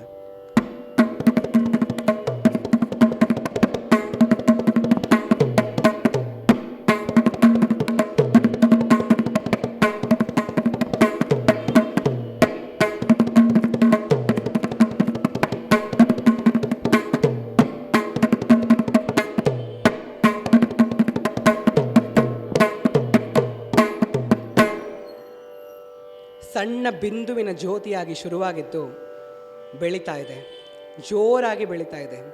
ತುಂಬ ಮಟ್ಟಕ್ಕೆ ಮೇಲೇರ್ತಾ ಇದೆ. ಮೇಲಿನ ಊರ್ಧ್ವಲೋಕಗಳನ್ನು ಮೀರಿ ಬ್ರಹ್ಮಾಂಡದ ಛಿದ್ರವನ್ನು ಭೇದಿಸಿ ಅದು ಮೇಲೆ ಹೋಗ್ತಾ ಇದೆ. ಕೆಳಗಡೆ ಪಾತಾಳವನ್ನೂ ಛಿದ್ರಿಸಿ ಕೆಳಗೆ ಹೋಗ್ತಾ ಇದೆ. ಅದರ ಆದಿ ಅಂತ್ಯ ಎರಡೂ ಕಾಣಿಸ್ತಾ ಇಲ್ಲ. ಆ ಸ್ತಂಭ ಅಗ್ನಿಯನ್ನು ಹೊರಹೊಮ್ಮುತ್ತಾ ಇದೆ. ಆ ಪಾತಾಳನ ಭಸ್ತಲಾಂತ ಭುವನ ಬ್ರಹ್ಮಾಂಡ ಮಾವಿಸ್ಪುರ ಜ್ಯೋತಿ ಸ್ಫಾಟಿಕ ಲಿಂಗ ಮೌಳಿ ವಿಲಸತ್ ಪೂರ್ಣೇಂದು ವಾಂತಾಮೃತೈ. ಅದರ ಆದಿ ಕಾಣಿಸ್ತಾ ಇಲ್ಲ, ಅಂತ್ಯ ಕಾಣಿಸ್ತಾ ಇಲ್ಲ. ಕೆಳಗೆ ನೋಡಿದ್ರೆ ಪಾತಾಳವನ್ನೂ ಮೀರಿ ಹೋಗಿದೆ, ಮೇಲೆ ನೋಡಿದ್ರೆ ಆಕಾಶವನ್ನೂ ಮೀರಿ ಹೋಗಿದೆ. ಆ ಸ್ತಂಭ ಕೋಟಿ ಸೂರ್ಯರ ಪ್ರಭೆಯನ್ನು ಒಮ್ಮೆಲೆ ಹೊರಗೆ ಹಾಕ್ತಾ ಇದೆ. ಆ ಸ್ತಂಭ ಬಂದ ಕೂಡಲೇ ಇವರಿಬ್ಬರೂ ಕೂಡ ಸ್ತಬ್ಧರಾಗ್ಬಿಡ್ತಾರೆ. ಸ್ತಬ್ಧರಾಗಿ ಯೋಚನೆ ಮಾಡೋದಕ್ಕೆ ಶುರು ಮಾಡ್ತಾರೆ. ಏನಿದು? ಯಾವ ಸ್ತಂಭ ಇದು? ಯಾರು ಇದನ್ನು ಸೃಷ್ಟಿ ಮಾಡಿದ್ದು? ಇದು ಹೇಗೆ ಸೃಷ್ಟಿಯಾಗಿದ್ದು? ಇದರೊಳಗೆ ಇಷ್ಟೊಂದು ಪ್ರಭೆ ಹೇಗಿರೋದಕ್ಕೆ ಸಾಧ್ಯ? ಅವರಿಬ್ಬರು ಯೋಚನೆ ಮಾಡ್ತಾ ಇದ್ದಾರೆ. ಉತ್ತರ ಸಿಗ್ತಾ ಇಲ್ಲ. ಇದು ಎಲ್ಲಿಂದ ಶುರುವಾಗಿರಬಹುದು? ಇದು ಎಲ್ಲಿಗೆ ಹೋಗಿ ಮುಗಿದಿರಬಹುದು? ಇದನ್ನು ನಾವು ಹುಡುಕಬೇಕು. ಇಬ್ಬರ ಮನಸ್ಸಲ್ಲೂ ಇದೊಂದು ವಿಷಯ ಮೂಡ್ತಾ ಇದೆ. ಬ್ರಹ್ಮ ಹೇಳ್ತಾರೆ, ನಾನು ಒಂದು ಹಂಸದ ಸ್ವರೂಪವನ್ನು ಪಡ್ಕೊಳ್ತೀನಿ. ಹೇ ನಾರಾಯಣ, ನೀನು ಒಂದು ವರಾಹದ ಸ್ವರೂಪವನ್ನು ಪಡ್ಕೊ. ನಾನು ಮೇಲೆ ಹೋಗಿ ಇದರ ಆದಿಯನ್ನು ಹುಡುಕೋದಕ್ಕೆ ಪ್ರಯತ್ನ ಮಾಡ್ತೀನಿ, ನೀನು ಕೆಳಗೆ ಹೋಗಿ ಇದರ ಅಂತ್ಯವನ್ನು ಹುಡುಕು ಅಂತ ಹೇಳ್ತಾರೆ. ಇಬ್ಬರೂ ಕೂಡ ಹಾಗೆ ಬ್ರಹ್ಮ ಒಂದು ಹಂಸದ ಸ್ವರೂಪವನ್ನು ಪಡ್ಕೊಂಡು, ವಿಷ್ಣು ವರಾಹದ ಸ್ವರೂಪವನ್ನು ಪಡ್ಕೊಂಡು ಮೇಲೆ ಕೆಳಗಡೆ ಹೋಗೋದಕ್ಕೆ ಶುರು ಮಾಡ್ತಾರೆ. ಹೋಗ್ತಾ ಇದ್ದಾರೆ, ಮೇಲಕ್ಕೆ ಕೆಳಕ್ಕೆ ಹೋಗ್ತಾ ಇದ್ದಾರೆ. ಹೋಗ್ತಾ ಇದ್ರೂ ಕೂಡ ಎಷ್ಟು ಹೋದರೂ ಕೂಡ ಅದರ ಆದಿ ಕಾಣಿಸ್ತಾನೇ ಇಲ್ಲ. ಬ್ರಹ್ಮ ಮೇಲೆ ಹೋಗ್ತಾ ಹೋಗ್ತಾ ಹೋಗ್ತಾ ತುಂಬ ಸಮಯ ಕಳೆದು ಹೋಗಿದೆ, ಅದರ ಆದಿ ಮಾತ್ರ ಕಾಣಿಸ್ತಿಲ್ಲ. ವಿಷ್ಣು ಕೆಳಗಡೆ ವಾಯು ವೇಗದಿಂದ ಹೋಗ್ತಾ ಇದ್ದಾರೆ, ಆದರೂ ಅದರ ಅಂತ್ಯ ಕಾಣಿಸ್ತಾನೇ ಇಲ್ಲ. ವಿಷ್ಣು ತಿಳ್ಕೊಳ್ತಾರೆ, ಈ ಸ್ತಂಭ ಆದಿ ಅಂತ್ಯ ಎರಡನ್ನೂ ಹೊಂದಿಲ್ಲ. ಈ ಸ್ತಂಭ ಯಾರು ಅಂತ ನನಗೆ ತಿಳಿತು, ನಾನು ಕೂಡಲೇ ಮೇಲೆ ಹೋಗಬೇಕು ಅಂತ ವಿಷ್ಣು ತಕ್ಷಣ ಮೇಲಕ್ಕೆ ಬರ್ತಾರೆ. ಆದರೆ ಇವರಿದಾರಲ್ವ 5 ತಲೆಯವರು, ಅವರು ಮಾತ್ರ ಒಂದು ತಲೆ ಎಕ್ಸ್ಟ್ರಾ ಇರೋದ್ರಿಂದ ಒಂದು ಸ್ವಲ್ಪ ಜಾಸ್ತಿ ಹೆಡ್ ವೆಯ್ಟ್ ಅಂತ ನಾವು ಹೇಳ್ತೀವಲ್ವ, ಹೆಡ್ ವೆಯ್ಟು ನಮ್ಗೆ ಒಂದು ಹೆಡ್ ಇದ್ರೇ ಅಷ್ಟು ವೆಯ್ಟ್ ಇರುತ್ತೆ. ಇನ್ನವ್ರಿಗೆ 5 ಹೆಡ್ ಇದೆ ಅಂದರೆ ಇನ್ನೆಷ್ಟು ವೆಯ್ಟ್ ಇರಬೇಕು ಹೆಡ್ ವೆಯ್ಟು. ಆ ಹೆಡ್ ವೆಯ್ಟಿಂದ ಅವರು ಇಲ್ಲಪ್ಪ ನಾನು ಹುಡುಕ್ತೀನಿ ಅಂತ ಮೇಲೆ ಹೋಗ್ತಾ ಇದ್ದಾರೆ. ಹಾಗೆ ಹುಡ್ಕೊಂಡು ಹೋಗ್ತಿರುವಾಗ ಒಂದು ಪುಷ್ಪ ಕಾಣಿಸುತ್ತೆ. ಆ ಪುಷ್ಪ ಮೇಲಿಂದ ಬೀಳ್ತಾ ಇದೆ. ಆ ಕೇತಕಿ ಪುಷ್ಪ ಅದು. ಆ ಪುಷ್ಪವನ್ನು ನೋಡಿ ಇವರು ಹೇಳ್ತಾರೆ, ಹೇ ಪುಷ್ಪ, ನೀನು ಎಲ್ಲಿಂದ ಬರ್ತಾ ಇದೆಯಾ? ಪುಷ್ಪ ಅಂದರೆ ಮೂವಿ ಅಲ್ಲ, ಖಂಡಿತ ಅದನ್ನು ಅಂದ್ಕೊಳ್ಬೇಡಿ. ಏನಪ್ಪ ಇವರು ಅಲ್ಲು ಅರ್ಜುನ್ ಮೂವಿನ ಹೇಳ್ತಾ ಇದ್ದಾರೆ ಅಂತ. ಪುಷ್ಪ ಮೂವಿ ಅಲ್ಲ, ಕೇತಕಿ ಪುಷ್ಪ. ಆ ಪುಷ್ಪ ಮೇಲಿಂದ ಬೀಳ್ತಾ ಇದೆ. ಈತ ನೋಡಿ ಕೇಳ್ತಾರೆ, ನೀನು ಎಲ್ಲಿಂದ ಬರ್ತಾ ಇದೆಯಾ? ಈ ಸ್ತಂಭದ ಆದಿ ಏನಾದರೂ ನಿನಗೆ ಗೊತ್ತಾ ಅಂತ. ಅದಕ್ಕೆ ಆ ಪುಷ್ಪ ಹೇಳುತ್ತೆ, ಈ ಕಥೆಯಲ್ಲಿ ಪುಷ್ಪಗಳು ಮಾತಾಡುತ್ತೆ, ತಲೆ ಕೆಡಿಸ್ಕೊಳ್ಬೇಡಿ. ಅದಕ್ಕೆ ಅದು ಹೇಳುತ್ತೆ, ಎಲ್ಲಿಂದನೋ ಮಧ್ಯದಿಂದ ನಾನು ಬೀಳ್ತಾ ಇದ್ದೀನಪ್ಪ, ಬೀಳ್ತಾನೇ ಇದ್ದೀನಿ, ಅಂತ್ಯನೂ ಸಿಗ್ತಿಲ್ಲ, ಆದಿಗಂತೂ ನಾನು ಹೋಗೇ ಇಲ್ಲ. ಏನು ಮಾಡೋದೋ ಗೊತ್ತಾಗ್ತಾ ಇಲ್ಲ, ನಾನು ಕ್ಲೂಲೆಸ್ ಆಗಿ ಬರ್ತಾ ಇದ್ದೀನಿ, ಜೀವನದಲ್ಲಿ ಏನು ಮಾಡಬೇಕು ಅಂತಲೇ ಗೊತ್ತಾಗ್ತಾ ಇಲ್ಲ ನನಗೆ. ಆ ಪುಷ್ಪ ಹೇಳ್ತಾ ಇದೆ. ಅದಕ್ಕೆ ಇವರು ಹೇಳ್ತಾರೆ, ನೋಡು, ನಿನ್ನ ಜೀವನಕ್ಕೆ ಅರ್ಥನೇ ಇಲ್ಲ ಅಂತ ನೀನು ಹೇಳ್ತಿದ್ಯಾ, ನಾನೊಂದು ಅರ್ಥ ಕೊಡ್ತೀನಿ, ನಿನಗೊಂದು ಇಂಟರ್ನ್ಶಿಪ್ ಕೊಡ್ತೀನಿ ನಾನು. ಆ ಇಂಟರ್ನ್ಶಿಪ್ಪಲ್ಲಿ ನೀನು ತುಂಬ ಸಿಂಪಲ್ ಕೆಲಸ ಮಾಡಬೇಕು, ಒಂದು ಸುಳ್ಳು ಹೇಳಬೇಕಷ್ಟೆ. ಕೆಳಗೆ ಹೋಗೋಣ ಇಬ್ಬರು, ಕೆಳಗೆ ಹೋಗ್ಬಿಟ್ಟು ನಾನು ವಿಷ್ಣು ಹತ್ರ ಹೇಳ್ತೀನಿ, ನೋಡಪ್ಪ ನಾನು ಆದಿನ ನೋಡ್ಕೊಂಡು ಬಂದೆ, ಹಾಗಾಗಿ ನಾನೇ ಶ್ರೇಷ್ಠ, ನೀನೇ ನಿಕೃಷ್ಟ ಅಂತ. ಅದಕ್ಕೆ ನೀನು ನನಗೆ ಸಾಕ್ಷಿ ಹೇಳಬೇಕು ಅಂತ ಬ್ರಹ್ಮ ಹೇಳ್ತಾರೆ ಆ ಕೇತಕಿ ಪುಷ್ಪಕ್ಕೆ. ಅದು ಏನೋ ನನಗೆ ಹೆಂಗಿದ್ರೂ ಜೀವನದಲ್ಲಿ ಏನೂ ಕೆಲಸ ಇಲ್ಲ, ಪಾಪ ಇವನಿಗಾರೋ ಹೆಲ್ಪ್ ಮಾಡೋಣ ಅಂತ ಇಬ್ಬರು ಹೋಗ್ತಾರೆ. ಬಂದು ವಿಷ್ಣುವಿನ ಬಳಿಗೆ ಬಂದು ಅವ್ರು ಹೇಳ್ತಾರೆ, ನೋಡಪ್ಪ ನಾನು ಆದಿಯನ್ನು ನೋಡ್ಕೊಂಡು ಬಂದೆ, ನನಗೇನೋ ಗೊತ್ತಾಗ್ತಿದೆ, ನೀನಂತೂ ಅಂತ್ಯವನ್ನು ನೋಡಿರೋದಕ್ಕೆ ಸಾಧ್ಯ ಇಲ್ಲ, ನಾನು ಮಾತ್ರ ಆದಿಯನ್ನು ನೋಡ್ಕೊಂಡು ಬಂದೆ, ಅಷ್ಟು ಶ್ರೇಷ್ಠ ನಾನು, ಬೇಕಾದ್ರೆ ಸಾಕ್ಷಿಗಿದೆ ಇದೆ ಕೇಳು ಅಂತ. ಅದು ಹೌದು ಸ್ವಾಮಿ ಅಂತ ಹೇಳ್ಬಿಡುತ್ತೆ, ಬಿಗ್ ಬಾಸ್ ಇದಿರ್ತಾರೆ. ಅದಾದಮೇಲೆ ವಿಷ್ಣು ಹೇಳ್ತಾರೆ, ಸಾಧ್ಯ ಇರಲಿಕ್ಕಿಲ್ಲ ನೀನು ನೋಡಿರೋದಕ್ಕೆ ಅಂತ. ಇವಾಗ ಈ ಸೃಷ್ಟಿಕರ್ತ ಎಷ್ಟು ಘೋರ ಕೃತ್ಯವನ್ನು ನಡೆಸಿದ್ದಾರೆ ಅಂದರೆ ಸುಳ್ಳನ್ನು ಹೇಳಿದ್ದಾರೆ. ಅವರು ಸಂಪೂರ್ಣ ಸೃಷ್ಟಿಯನ್ನು ಜಗತ್ತಿಗೆ ಅಸ್ತಿತ್ವವನ್ನು ಕೊಡೋರು, ಅವರು ಸುಳ್ಳನ್ನು ಹೇಳಿರೋದ್ರಿಂದ ಆ ಸ್ತಂಭದಲ್ಲಿ ಕ್ರೋಧ ಕಾಣಿಸುತ್ತೆ, ಅಗ್ನಿಯ ಜ್ವಾಲೆಗಳನ್ನು ಹೊರಹೊಮ್ಮೋದಕ್ಕೆ ಶುರು ಮಾಡುತ್ತೆ. ಆ ಅಗ್ನಿಯ ಜ್ವಾಲೆಗಳಿಂದ ಒಬ್ಬರು ಭೈರವ ಅಲ್ಲಿ ಸೃಷ್ಟಿಯಾಗ್ತಾರೆ. ಆ ಭೈರವನ ಸ್ತೋತ್ರವನ್ನು ನಾವಿವಾಗ ಮಾಡೋಣ. ದೇವರಾಜ ಸೇವ್ಯಮಾನ ಪಾವನಾಂಗ್ರಿ ಪಂಕಜಂ ವ್ಯಾಳಯಜ್ಞಸೂತ್ರಮಿಂದುಶೇಖರಂ ಕೃಪಾಕರಂ ನಾರದಾದಿಯೋಗಿ ಬೃಂದ ವಂದಿತಂ ದಿಗಂಬರಂ ಕಾಶಿಕಾಪುರಾಧಿನಾಥ ಕಾಲಭೈರವಂ ಭಜೆ ಕಾಶಿಕಾಪುರಾಧಿನಾಥ ಕಾಲಭೈರವಂ ಭಜೆ ಕಾಶಿಕಾಪುರಾಧಿನಾಥ ಕಾಲಭೈರವಂ ಭಜೆ. ಕಾಶಿಪುರಿಯ ನಾಥನಾದ ಅಲ್ಲಿಯ ಕೋತ್ವಾಲನಾದ ಕಾಲಭೈರವ ಆವಿರ್ಭಾವ ಪಡ್ಕೊಳ್ತಾನೆ. ಆತ ಬಂದ ಕೂಡಲೇ ಕ್ರೋಧದಿಂದ ಬ್ರಹ್ಮನ 5ನೇ ತಲೆಯನ್ನು ಹಿಡಿದು ಕತ್ತರಿಸ್ಬಿಡ್ತಾನೆ. ಹಾಗೆ ಕತ್ತರಿಸಿದ ಕೂಡಲೇ ಆತನ ಕೈಗೆ ಬ್ರಹ್ಮನ ತಲೆ ಅಂಟುಕೊಂಡು ಬಿಡುತ್ತೆ. ಯಾಕಂದರೆ ಭೂಮಿಯ ಮೇಲಿರೋ ಬ್ರಾಹ್ಮಣರ ಹತ್ಯೆಯನ್ನು ಮಾಡಿದ್ರೇ ಬ್ರಹ್ಮ ಹತ್ಯೆಯ ಪಾಪ ಬರುತ್ತೆ. ಆತ ನಿಜವಾದ ಬ್ರಹ್ಮ. ಆತನ ತಲೆಯನ್ನು ಕತ್ತರಿಸಿದ್ದಕ್ಕೆ ಆತನ ತಲೆ ಕಾಲಭೈರವನ ಕೈಗೆ ಅಂಟುಕೊಂಡು ಬಿಡುತ್ತೆ. ಆಗ ಆ ಸ್ತಂಭ ಆತನಿಗೆ ಸೂಚನೆಯನ್ನು ಕೊಡುತ್ತೆ. ಆ ಸೂಚನೆಯ ಪ್ರಕಾರ ಈತ ಭೂಲೋಕಕ್ಕೆ ಬಂದು ಪರ್ಯಟನೆಯನ್ನು ಮಾಡೋದಕ್ಕೆ ಶುರು ಮಾಡ್ತಾನೆ. ಒಂದು ಕ್ಷೇತ್ರಕ್ಕೆ ಬಂದ ಕೂಡಲೇ ಆತನ ಪಾಪಗಳೆಲ್ಲ ಕರಗಿ ಆ ತಲೆ ಬುರುಡೆ ಕೆಳಗೆ ಬಿದ್ದು ಭಸ್ಮವಾಗಿ ಪಂಚಭೂತಗಳಲ್ಲಿ ಲೀನವಾಗಿಬಿಡುತ್ತೆ. ಆ ಕ್ಷೇತ್ರ ಬೇರೆ ಯಾವುದೂ ಅಲ್ಲ, ನಾವಿವತ್ತು ಬೆಳಗ್ಗೆ ಇವತ್ತು ಶುರು ಮಾಡಿದಾಗ ಎಲ್ಲಿ ಹೋಗಿದ್ವೋ ಆ ಕಾಶಿ ಕ್ಷೇತ್ರ ಅದು. ಆ ಕಾಶಿ ಕ್ಷೇತ್ರಕ್ಕೆ ಬಂದ ಕೂಡಲೇ ಅವರು ಬ್ರಹ್ಮಹತ್ಯೆಯ ಪಾಪವನ್ನು ಕಳೆದುಕೊಂಡಿದ್ದಕ್ಕೆ ನಾನು ಇದೇ ಕ್ಷೇತ್ರದಲ್ಲಿ ಇದ್ದು ಈ ಕ್ಷೇತ್ರದ ರಕ್ಷಣೆಯನ್ನು ನಾನು ಮಾಡ್ತೀನಿ ಅಂತ ಅವತ್ತು ವ್ರತವನ್ನು ಕೈಗೊಳ್ತಾರೆ. ಇವತ್ತಿಗೂ ಕಾಶಿಗೆ ಹೋದರೆ ವಿಶ್ವನಾಥ ಅಥವಾ ಯಾವುದೇ ದೇವರ ದರ್ಶನಕ್ಕೆ ಮುಂಚೆ ಮೊದಲು ಹೋಗಿ ಕಾಲಭೈರವನ ದರ್ಶನವನ್ನು ಮಾಡಿ, ತಂದೆ ನೀನು ಕಾಯ್ತಿರೋಂತಹ ಕ್ಷೇತ್ರಕ್ಕೆ ನಾವು ಬಂದಿದ್ದೀವಿ, ಆ ಕ್ಷೇತ್ರದಲ್ಲಿ ನಮಗೆ ಏನೇನೆಲ್ಲ ನೋಡಬೇಕೋ ಅದರ ದರ್ಶನವನ್ನು ನೀನೇ ಕರುಣಿಸು ಅಂತ ಹೇಳಿ ನೋಡಿ ಆಮೇಲೆ ಕಾಶಿ ಪ್ರಯಾಣ ನಿಮ್ಗೆ ಹೆಂಗಿರುತ್ತೆ ಇದನ್ನು ನೀವು ಟೆಸ್ಟ್ ಮಾಡಿ ನೋಡಬಹುದು. ಆ ಕಾಲಭೈರವನ ಆವಿರ್ಭಾವ ಆಗಿದೆ. ಆದರೆ ಆವಾಗಲೇ ಹೇಳಿದ ಹಾಗೆ ಕರುಣಾ ಸ್ವರೂಪನಾದ ಸ್ತಂಭ ಬಂದಿರೋದು.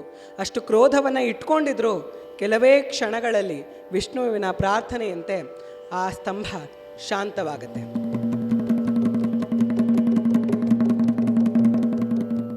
ಶಾಂತವಾದ ನಂತರ ಆ ಸ್ತಂಭದಿಂದ ಒಂದು ನಾದ ಬರುತ್ತೆ. ನಾದ ಪರಬ್ರಹ್ಮ ಅಲ್ಲಿ ಕಾಣಿಸ್ಕೊಳ್ತಾನೆ. ಆ ನಾದ ಯಾವುದು ಅಂದರೆ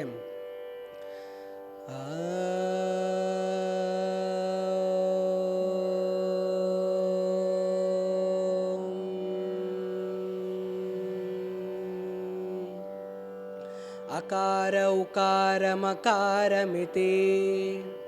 ಅಕಾರ ಉಕಾರ ಮಕಾರ ಮೂರನ್ನು ಸೇರಿದರೆ ಓಂಕಾರವನ್ನು ನಾವು ಹೇಳಬೇಕಾದ್ರೆ ಹೀಗೆ ಅಕಾರ ಉಕಾರ ಮಕಾರವನ್ನು ಸೇರಿಸಿ ಹೇಳಬೇಕು. ಈ ಓಂಕಾರವನ್ನು ನಾವು ಪ್ರಣವನಾದ ಅಂತ ಕರಿತೀವಿ.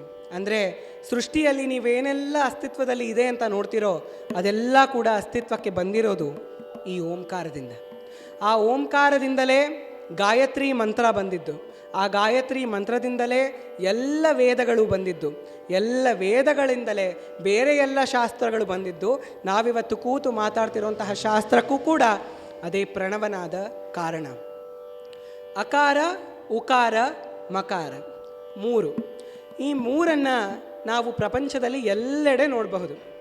ಬ್ರಹ್ಮ ವಿಷ್ಣು ಮಹೇಶ್ವರ, ಸೃಷ್ಟಿ ಸ್ಥಿತಿ ಲಯ, ಮಹಾಕಾಳಿ ಮಹಾಲಕ್ಷ್ಮಿ ಮಹಾಸರಸ್ವತಿ, ಸುಷುಪ್ತಿ ಜಾಗೃತಿ ಸ್ವಪ್ನ ಅವಸ್ಥೆ. ಜೊತೆಗೆ ಎಲ್ಲದರಲ್ಲೂ ಕೂಡ ಇರುವಂತಹ ತ್ರೈಗುಣ್ಯಗಳು ಅಂದರೆ ಸತ್ವ ರಜಸ್ಸು ತಮಸ್ಸು. ಭಗವದ್ಗೀತೆಯಲ್ಲಿ ಭಗವಂತ ಹೇಳೋದು ಆಧ್ಯಾತ್ಮಿಕ ಅಧಿಭೌತಿಕ ಅಧಿದೈವಿಕ. ಎಲ್ಲದರಲ್ಲೂ ಕೂಡ ಈ ಮೂರು ಅನ್ನೋದು ಇದ್ದೇ ಇರುತ್ತೆ. ಯಾಕಂದರೆ ಅದು ಬಂದಿರೋದು ಆ ಪ್ರಣವನಾದದಿಂದ. ಆ ಪ್ರಣವನಾದದ ಆವಿರ್ಭಾವ ಆಗಿರೋದು ಈ ಸ್ತಂಭದಿಂದ. ಓಂಕಾರದ ನಂತರ ಆ ಓಂಕಾರೇಶ್ವರ ಯೋಚನೆ ಮಾಡ್ತಾನೆ. ನಾನು ಹೀಗೆ ಆದಿ ಅಂತ್ಯ ಎರಡೂ ಇಲ್ಲದಂತಹ ಸ್ತಂಭವಾಗಿ ನಿಂತಿದ್ದರೆ ನನ್ನ ಭಕ್ತರು ಆರಾಧಿಸೋದಕ್ಕೆ ಸಾಧ್ಯ ಆಗೋದಿಲ್ಲ. ಹಾಗಾಗಿ ನಾನು ಒಂದು ಸಣ್ಣ ಲಿಂಗದ ಸ್ವರೂಪವನ್ನು ಪಡ್ಕೊಳ್ಬೇಕು. ಆ ಲಿಂಗದ ಸ್ವರೂಪದಲ್ಲಿ ನನ್ನ ಭಕ್ತರು ನನ್ನ ಆರಾಧನೆಯನ್ನು ಮಾಡೋದಕ್ಕೆ ಸಾಧ್ಯ ಆಗಬೇಕು ಅಂತ ಆ ಸಂಕಲ್ಪವನ್ನು ಪಡ್ಕೊಂಡು ಆ ಸ್ತಂಭವದಿಂದ ಆತ ಅರುಣಾಚಲೇಶ್ವರನಾಗಿ ಆವಿರ್ಭವಿಸ್ತಾನೆ. ಅರುಣಾಚಲ ಲಿಂಗ ಇವತ್ತು ನಾವೇನು ಆ ಪರ್ವತದಲ್ಲಿ ನೋಡ್ತಿದ್ದೀವೋ ಅದು ಇದೇ ಸ್ತಂಭದ ಸಣ್ಣ ಸ್ವರೂಪ. ಅಗ್ನಿಯ ಜ್ವಾಲೆ ಅಷ್ಟಿದ್ದು ಇಷ್ಟಾಯಿತು. ಅದೇ ಅರುಣಾಚಲೇಶ್ವರ ಪುಣ್ಯಕ್ಷೇತ್ರ. ನಾನು ಯಾಕೆ ಈ ಕಥೆಯನ್ನು ಹೇಳಿದೆ ಅಂದರೆ, ನಾಳೆ ಮಹಾಶಿವರಾತ್ರಿ ಬರ್ತಾ ಇದೆ. ಈ ಸಂಪೂರ್ಣ ಪ್ರಸಂಗ ನಡೆದಿರೋದು ಲಿಂಗಪುರಾಣ ಹಾಗೂ ಶಿವಪುರಾಣದ ಪ್ರಕಾರ ಇದೇ ದಿನ, ಶಿಶಿರ ಋತುವಿನ ಮಾಘ ಮಾಸದ ಕೃಷ್ಣ ಪಕ್ಷದ ಚತುರ್ದಶಿಯ ದಿನ ಇದೆಲ್ಲ ಲೀಲೆಯನ್ನು ದೇವರು ಮಾಡ್ತಾನೆ. ಅದರ ಜೊತೆಗೆ ಮಹಾಶಿವರಾತ್ರಿ ಅಂದರೆ ಒಬ್ಬೊಬ್ಬರಿಗೆ ಒಂದೊಂದು ರೀತಿಯಲ್ಲಿ ಕಾಣಿಸ್ಕೊಳ್ಳುತ್ತೆ. ಗೃಹಸ್ಥರಾಗಿದ್ದರೆ ಅವರಿಗೆ ಅದು ಶಿವ ಶಕ್ತಿಯ ಮಿಲನದ ದಿನ. ಇನ್ನು ಯೋಗಿಗಳಾಗಿದ್ದರೆ ಶಿವ ಕೈಲಾಸ ಪರ್ವತದಂತೆ ಸ್ಥಿರನಾಗಿ ಆದಿಯೋಗಿ ಆದಿ ಗುರುವಾದಂತಹ ದಿನ ಇದು. ಇನ್ನು ಜೀವನದಲ್ಲಿ ತುಂಬ ಭಯವನ್ನು ಅನುಭವಿಸ್ತಿರೋರಿಗೆ ಚಂದ್ರನಿಗೆ ಅಭಯವನ್ನು ಕೊಟ್ಟು ಸೋಮನಾಥನಾದಂತಹ ಚಂದ್ರಚೂಡನಾದಂತಹ ದಿನ ಇದೇ ಮಹಾಶಿವರಾತ್ರಿ. ಜೊತೆಗೆ ನಮ್ಮ ಪಾಪಗಳನ್ನೆಲ್ಲ ಕಳೆಯುವಂತಹ ಗಂಗೆಯನ್ನು ಭೂಮಿಗೆ ತಗೊಂಡು ಬಂದಿದ್ದು ಕೂಡ ಇದೇ ದಿನ ಅಂತ ಹಲವಾರು ಭಕ್ತರು ಅಭಿಪ್ರಾಯವನ್ನು ಹಂಚಿಕೊಳ್ತಾರೆ. ಈ ಮಹಾಶಿವರಾತ್ರಿಯ ದಿನ ಕೇವಲ ನಾವು ಉಪವಾಸವನ್ನು ಜಾಗರಣೆಯನ್ನು ಮಾಡ್ತಾ ನಮಗಿಷ್ಟ ಬಂದಿದ್ದ ಕೆಲಸಗಳನ್ನು ಮಾಡೋದಕ್ಕಲ್ಲ ಈ ದಿನ ಇರೋದು. ಇವಾಗ ಹೇಗಾಗಿದೆ ಅಂದರೆ, ನಾನು ಜಾಗರಣೆ ಮಾಡ್ತೀನಿ. ಹೇಗೆ ಜಾಗರಣೆ ಮಾಡ್ತೀನಿ? 4 ಸಿನಿಮಾ ನೋಡ್ತೀನಿ. 9 ಗಂಟೆಯಿಂದ ಬೆಳಗ್ಗೆ 5:30ವರೆಗೂ 4 ಸಿನಿಮಾ ನೋಡ್ತೀನಿ. ನಾನು ಜಾಗರಣೆ ಮಾಡಿದೆ. ನಾನು ದೇವಸ್ಥಾನಕ್ಕೆ ಹೋಗಿದ್ದೆ ಕಣಪ್ಪ. ದೇವಸ್ಥಾನಕ್ಕೆ ಹೋಗ್ಬಿಟ್ಟು ಏನು ಮಾಡಿದ್ರಿ? ಪಕ್ಕದಲ್ಲಿರೋರಿಗೆ, ರೀ ಸರೋಜಮ್ಮ ಗೊತ್ತಿಲ್ವಾ? ಸರೋಜಮ್ಮನ ಮಗಳು ಯಾರ ಜೊತೆನೂ ಹೊರಟೋರ್ಲಂತೆ. ಸರೋಜಮ್ಮನ ಮಗಳ ಧ್ಯಾನವನ್ನು ಮಾಡ್ತಿದ್ದೀವಿ ಹೊರತು ಶಿವನ ಧ್ಯಾನವನ್ನು ಶಿವರಾತ್ರಿಯ ದಿನ ನಾವು ಮಾಡ್ತಾ ಇಲ್ಲ. ನಾವು ಶಿವರಾತ್ರಿಯ ದಿನ ಏನು ಮಾಡಬೇಕು ಅಂದರೆ ಆ ಶಿವನ ಧ್ಯಾನವನ್ನು, ಜಪವನ್ನು, ಪೂಜೆಯನ್ನು ಮಾಡಬೇಕು. ಯಾಕಂದರೆ ನಮ್ಮ ಭೂಮಿಯಲ್ಲಿ 2 ಭಾಗಗಳಿದೆ. ಭೂಮಿ ಗೋಲಾಕಾರವಾಗಿದೆ. ಅದನ್ನು 2 ತುಂಡುಗಳಾಗಿ ಕತ್ತರಿಸಿದ್ರೆ ಉತ್ತರ ಗೋಳಾರ್ಧ, ದಕ್ಷಿಣ ಗೋಳಾರ್ಧ ಆಗಿ ಆಗುತ್ತೆ. ನಾರ್ದರ್ನ್ ಹೆಮಿಸ್ಫಿಯರ್, ಸದರ್ನ್ ಹೆಮಿಸ್ಫಿಯರ್ ಆಗಿ 2 ಭಾಗ. ನಾವಿರೋದು ನಾರ್ದರ್ನ್ ಹೆಮಿಸ್ಫಿಯರ್ನಲ್ಲಿ, ಭಾರತ ಇರೋದು. ಈ ದಿನ ಪರ್ಟಿಕ್ಯುಲರ್ ಶಿವರಾತ್ರಿಯ ದಿನ ನಾರ್ದರ್ನ್ ಹೆಮಿಸ್ಫಿಯರಲ್ಲಿ ಅರ್ಥನ ರೊಟೇಷನ್ನ ಕಾರಣದಿಂದ ಒಂದು ಎನರ್ಜಿ, ಶಕ್ತಿ ಮೇಲೆ ಇರುತ್ತೆ. ಭೂಮಿಯಲ್ಲಿ ಮಾತ್ರ ಅಲ್ಲ, ನಮ್ಮೊಳಗೆ ಕೂಡ ಶಕ್ತಿ ಮೇಲೆ ಇರುತ್ತೆ. ಹಾಗೆ ಶಕ್ತಿ ಮೇಲೆ ಇರ್ತಿರುವಾಗ, ಅಯ್ಯೋ ನಾನಂತೂ ಯೋಗ ನಿದ್ರೆಯನ್ನು ಮಾಡಬೇಕು ಅಂತ ನಾವು ಮಲ್ಕೊಂಡ್ಬಿಟ್ರೆ ಶಕ್ತಿ ಎಲ್ಲ ವ್ಯರ್ಥ ಆಗೋಗುತ್ತೆ. ಅದೇ ನಾವು ಆವಾಗ ಶಕ್ತಿ ಏರ್ತಿರುವಾಗ ನಮ್ಮ ಬೆನ್ಮೂಳೆಯನ್ನು, ಸ್ಪೈನನ್ನು ನೇರವಾಗಿ ಇಟ್ಕೊಂಡು ದೇವರ ಧ್ಯಾನವನ್ನು, ಆತನ ಕಥಾಶ್ರವಣವನ್ನು ಮಾಡ್ತಾ ಇದ್ದರೆ ಆ ಶಕ್ತಿ ಸ್ವಾಭಾವಿಕವಾಗಿ ಮೇಲೆ ಇರುತ್ತೆ. ಹೀಗೆ ಶಕ್ತಿಯನ್ನು ಮೇಲೆ ಏರಿಸಬೇಕು ಅಂತ ಯೋಗಿಗಳು ಸಾವಿರಾರು ವರ್ಷ ತಪಸ್ಸನ್ನು ಮಾಡ್ತಾರೆ. ಆದರೂ ಸಾಧ್ಯ ಆಗೋದಿಲ್ಲ. ಈ ದಿನ ನೀವು ಎಷ್ಟು ವರ್ಷ ಈ ತಪಸ್ಸು ಮಾಡಿಲ್ಲ ಅಂದರೂ ಕೂಡ 10 ನಿಮಿಷ ಶಿವನ ಧ್ಯಾನವನ್ನು ಮಾಡ್ತಾ ಕೂತ್ರೆ ಆಟೋಮ್ಯಾಟಿಕ್ಕಾಗಿ ಶಕ್ತಿ ಮೇಲೆ ಇರುತ್ತೆ. ಈ ಶಕ್ತಿ ಬೇರೆ ಯಾರೂ ಅಲ್ಲ, ಮೂಲಾಧಾರದಿಂದ ಮೇಲೆ ಇರ್ತಾ ಸಹಸ್ರಾರದಲ್ಲಿರುವಂತಹ ಶಿವನನ್ನು ಭೇಟಿಯಾಗುವಂತಹ ಶಕ್ತಿ. ಆಕೆಯೇ ಶಕ್ತಿ, ನಮ್ಮ ಜಗನ್ಮಾತೆ. ಅದೇ ಶಿವಶಕ್ತಿಯ ಮಿಲನ. ಹೊರಗಡೆ ಮಾತ್ರ ಶಿವಶಕ್ತಿಯ ಮಿಲನ ಅಲ್ಲ, ನಮ್ಮ ಒಳಗಡೆ ಕೂಡ ಶಿವಶಕ್ತಿಯ ಮಿಲನ ಆಗೋದು ಈ ರೀತಿಯಲ್ಲಿ. ಆತ ಲಿಂಗ ಸ್ವರೂಪದಲ್ಲಿ ಬಂದಿದ್ದಾನೆ. ಯಾವ ಲಿಂಗ ಅದು? ಬ್ರಹ್ಮ ಮುರಾರಿ ಇಬ್ಬರಿಂದಲೂ ಅರ್ಚಿಸಲ್ಪಟ್ಟ ತ್ರಿಪುರಾಂತಕಾರಿ, ತ್ರಿಪುರ ರಾಕ್ಷಸನನ್ನು ಸಂಹಾರಗೊಳಿಸಿದ ತ್ರಿಪುರಾಂತಕಾರಿ ಶಿವಲಿಂಗ ಅದು. ಜೊತೆಗೆ ಕಾಮವನ್ನು ಭಸ್ಮ ಮಾಡಿದ ಲಿಂಗ ಅದು. ಜಗತ್ತಿಗೆ ಮಂಗಳವನ್ನು ತಂದುಕೊಡುವಂತಹ ಲಿಂಗ. ಆ ಲಿಂಗಾಷ್ಟಕದ ಸ್ಮರಣೆಯನ್ನು ಸ್ವಲ್ಪ ಮಟ್ಟಕ್ಕೆ ಮಾರ್ತಾ ಮುಂದೆ ಹೋಗೋಣ. ब्रह्ममुरारिसुरार्चितलिङ्गं निर्मलभाषितशोभितलिङ्गं जन्मजदुःखविनाशकलिङ्गं तत्प्रणमामि सदा शिवलिङ्गं देवमुनिप्रवरार्चितलिङ्गं कामदहनकरुणाकरलिङ्गं रावणदर्पविनाशकलिङ्गं तत्प्रणमामि सदा शिवलिङ्गं तत्प्रणमामि सदा शिवलिङ्गम्. ಸದಾಶಿವಲಿಂಗನಿಗೆ ನಮಸ್ಕಾರವನ್ನು ಮಾಡ್ತಾ, ಶಿವನನ್ನು ಲಿಂಗ ಸ್ವರೂಪದಲ್ಲಿ ನೋಡಿದಾಗ ಏನಾಗತ್ತೆ ಅಂದರೆ, ಒಂದು ರೀತಿ ನಮಗೆ ಆತನ ಮಧ್ಯ ಒಂದು ಬಾಂಧವ್ಯವನ್ನು ಕಟ್ಟಿಕೊಳ್ಳೋದಕ್ಕೆ ಸ್ವಲ್ಪ ಕಷ್ಟ ಆಗುತ್ತೆ. ಯಾಕಂದರೆ ಆತ ಸ್ವರೂಪದಲ್ಲಿ ಇಲ್ಲ, ನಿರಾಕಾರನಾಗಿ ಇದ್ದಾನೆ, ನಿಷ್ಕಲನಾಗಿ ಇದ್ದಾನೆ. ಯಾವುದು ಆಟ್ರಿಬ್ಯೂಟ್ಸನ್ನು ಕ್ವಾಲಿಟಿಗಳನ್ನು ಆತ ಹೊಂದಿಲ್ಲ. ಹಾಗಾಗಿ ನಾವು ಆತನ ಜೊತೆ ಬಾಂಧವ್ಯವನ್ನು ಬೆಳೆಸ್ಕೊಳ್ಳೋದು ಸ್ವಲ್ಪ ಕಷ್ಟ ಆಗುತ್ತೆ. ಹಾಗಾಗಿ ಆತ ಭಕ್ತರಿಗೋಸ್ಕರ ವಿವಿಧ ರೀತಿಗಳಲ್ಲಿ ಕಾಣಿಸ್ಕೊಳ್ತಾನೆ. ಹೇಗೆಲ್ಲ ಕಾಣಿಸ್ಕೊಳ್ತಾನೆ ಅಂದರೆ, ನಾವು ಆತ ಗಂಗಾಧರೇಶ್ವರ ಅಂತ ನೋಡಿದ್ವಿ. ಗಂಗಾಧರೇಶ್ವರ ಆತ ಯಾಕಾದ ಅಂದರೆ, ಗಂಗೆಯ ರಭಸವನ್ನು ಭೂಮಿ ತಡೆಯೋದಕ್ಕೆ ಸಾಧ್ಯ ಆಗ್ತಿರ್ಲಿಲ್ಲ. ಆಗ ಆತ ತನ್ನ ಜಟೆಗಳಲ್ಲಿ ಆಕೆಯನ್ನು ಬಂದಿ ಮಾಡಿ ಒಂದೇ ಒಂದು ಜಟೆಯನ್ನು ತೆರೆದಾಗ ಆಕೆ ನಿಧಾನವಾಗಿ ಹರ್ಕೊಂಡು ಬಂದಳು. ಏನೂ ಕೂಡ ವಾತಾವರಣ ಹಾನಿ ಆಗಲಿಲ್ಲ. ಹಾಗೆ ಗಂಗಾಧರೇಶ್ವರ ಆದ. ಆದರೆ ಅದರ ಜೊತೆಗೆ ಆತ ಗಂಗಾಧರೇಶ್ವರ ಆಗಿ ಏನನ್ನು ಸೂಚಿಸ್ತಿದ್ದಾನೆ ಅಂದರೆ, ಜ್ಞಾನ ಅನ್ನೋದು ಜ್ಞಾನ ಭಂಡಾರವಾಗಿರುತ್ತೆ. ಆ ಭಂಡಾರವಾಗಿರೋ ಜ್ಞಾನವನ್ನು ನಾವು ಹಾಗೇ ಎಲ್ಲವನ್ನು ಪಡ್ಕೊಳ್ಬೇಕು ಅಂದರೆ ಸಾಧ್ಯ ಆಗೋದಿಲ್ಲ. ಆ ಜ್ಞಾನ ಒಬ್ಬರು ಗುರುಗಳ ಮೂಲಕ ಬಂದರೆ ಮಾತ್ರ ನಮಗೆ ಎಷ್ಟು ಗ್ರಹಿಸುವಂತಹ ಶಕ್ತಿ ಇದೆಯೋ ಅಷ್ಟನ್ನು ಗುರುಗಳು ಗಂಗೆಯ ರೀತಿಯಲ್ಲಿ ಧಾರೆಯನ್ನು ಇರುತ್ತಾರೆ. ಆ ಜ್ಞಾನ ಗಂಗೆಯಂತೆ ಪಾಪಗಳನ್ನೆಲ್ಲ ತೊಳೆದು ಹಾಕ್ಬಿಡುತ್ತೆ. ಹಾಗಾಗಿ ಆತ ಗಂಗಾಧರೇಶ್ವರನಾಗಿ ಈ ಜ್ಞಾನವನ್ನು ಸೂಚಿಸ್ತಿದ್ದಾನೆ. ಜ್ಯೋತಿರ್ಲಿಂಗಗಳಲ್ಲಿ ಆತ ದರ್ಶನವನ್ನು ಕೊಡ್ತಾನೆ. ನಮ್ಮ ಭಾರತ ವರ್ಷದಲ್ಲಿ 12 ಜ್ಯೋತಿರ್ಲಿಂಗಗಳಿದೆ. ಯಾವುದ್ಯಾವುದು ಅಂತ ಒಂದು ಬಾರಿ ನೋಡ್ಕೊಂಡು ಬರೋಣ. ಸೌರಾಷ್ಟ್ರ ಸುಂದರಂ ಸೋಮನಾಥೇಶ್ವರಂ ಶ್ರೀಶೈಲಮಂದಿರಂ ಶ್ರೀಮಲ್ಲಿಕಾರ್ಜುನಂ ಉಜ್ಜಯಿನಿಪುರ ಮಹಾಕಾಳೇಶ್ವರಂ ವೈದ್ಯನಾಥೇಶ್ವರಂ ಮಹಾಭೀಮೇಶ್ವರಂ ಅಮರಲಿಂಗೇಶ್ವರಂ ರಾಮಲಿಂಗೇಶ್ವರಂ ಕಾಶಿ ವಿಶ್ವೇಶ್ವರಂ ಸ್ವಯಂ ಕೃಷ್ಣೇಶ್ವರಂ ತ್ರ್ಯಂಬಕಾಧೀಶ್ವರಂ ನಾಗಲಿಂಗೇಶ್ವರಂ ಶ್ರೀ ಕೇದಾರಲಿಂಗೇಶ್ವರಂ. 12 ಲಿಂಗಗಳಲ್ಲಿ ಜ್ಯೋತಿರ್ಲಿಂಗವಾಗಿ ಆತ ದರ್ಶನವನ್ನು ಕೊಡ್ತಾನೆ. ನಾವು ಯಾವ ಸ್ತಂಭವನ್ನು ನೋಡಿದ್ವಿ, ಆ ಸ್ತಂಭದಲ್ಲಿ ಅಷ್ಟು ಅಗ್ನಿಜ್ವಾಲೆ ಇತ್ತು. ಆ ಅಗ್ನಿಜ್ವಾಲೆಯೆಲ್ಲ ಸ್ಥಿರವಾಗಿ ಒಂದು ಲಿಂಗವನ್ನು ಆಕಾರವನ್ನು ಪಡ್ಕೊಂಡು ಈ 12 ಭಾಗಗಳಲ್ಲಿ ದರ್ಶನವನ್ನು ಕೊಡ್ತಾರೆ. ನಾವು ಯಾವುದರಿಂದ ಶುರು ಮಾಡಿದ್ವಿ? ಸೌರಾಷ್ಟ್ರ ಸುಂದರಂ ಸೋಮನಾಥೇಶ್ವರಂ. ಸೌರಾಷ್ಟ್ರ ಅಂದರೆ ಇವತ್ತಿನ ಗುಜರಾತ್. ಆ ಗುಜರಾತ್ನಲ್ಲಿ ಆತ ಸೋಮನಾಥನಾಗಿದ್ದಾನೆ ಅಂತ ನಾನು ಮೊದಲನೇ ವಿಷಯ ನೆನಪಿಟ್ಕೊಳ್ಳೋದಕ್ಕೆ ಹೇಳಿದ್ದೆ ಅಲ್ವಾ. ಅದರ ಬಗ್ಗೆ ಇವಾಗ ಅರ್ಥ ಮಾಡ್ಕೊಳ್ಳೋಣ. ಯಾರ ವಿಷಯವನ್ನು ಹೇಳಿದ್ದು ನೆನಪಿಟ್ಕೊಳ್ಬೇಕು ಅಂತ? ಚಂದ್ರ. ಚಂದ್ರನಿಗೆ 27 ಜನ ಹೆಂಡತಿಯರು. ಇವಾಗಂತೂ ಒಬ್ಬರನ್ನು ಸಂಭಾಳಿಸೋದೇ ಕಷ್ಟ ಆಗಿರುತ್ತೆ, ಎಕ್ಸ್ಪೀರಿಯನ್ಸ್ ಇರೋರಿಗೆ ಗೊತ್ತಿರುತ್ತೆ. ಆತನಿಗೆ 27 ಜನ ಹೆಂಡತಿಯರು. ಆದರೆ ಆತನಿಗೆ ಒಬ್ಬರು ಫೇವ್ರೆಟ್ ಇರ್ತಾರೆ. ಅದ್ಯಾರು ಅಂದರೆ ರೋಹಿಣಿ ಅಂತ ಹೆಂಡತಿ. ಈ 27 ಜನ ದಕ್ಷನ ಹೆಣ್ಣು ಮಕ್ಕಳು. ದಕ್ಷ ಯಾರು?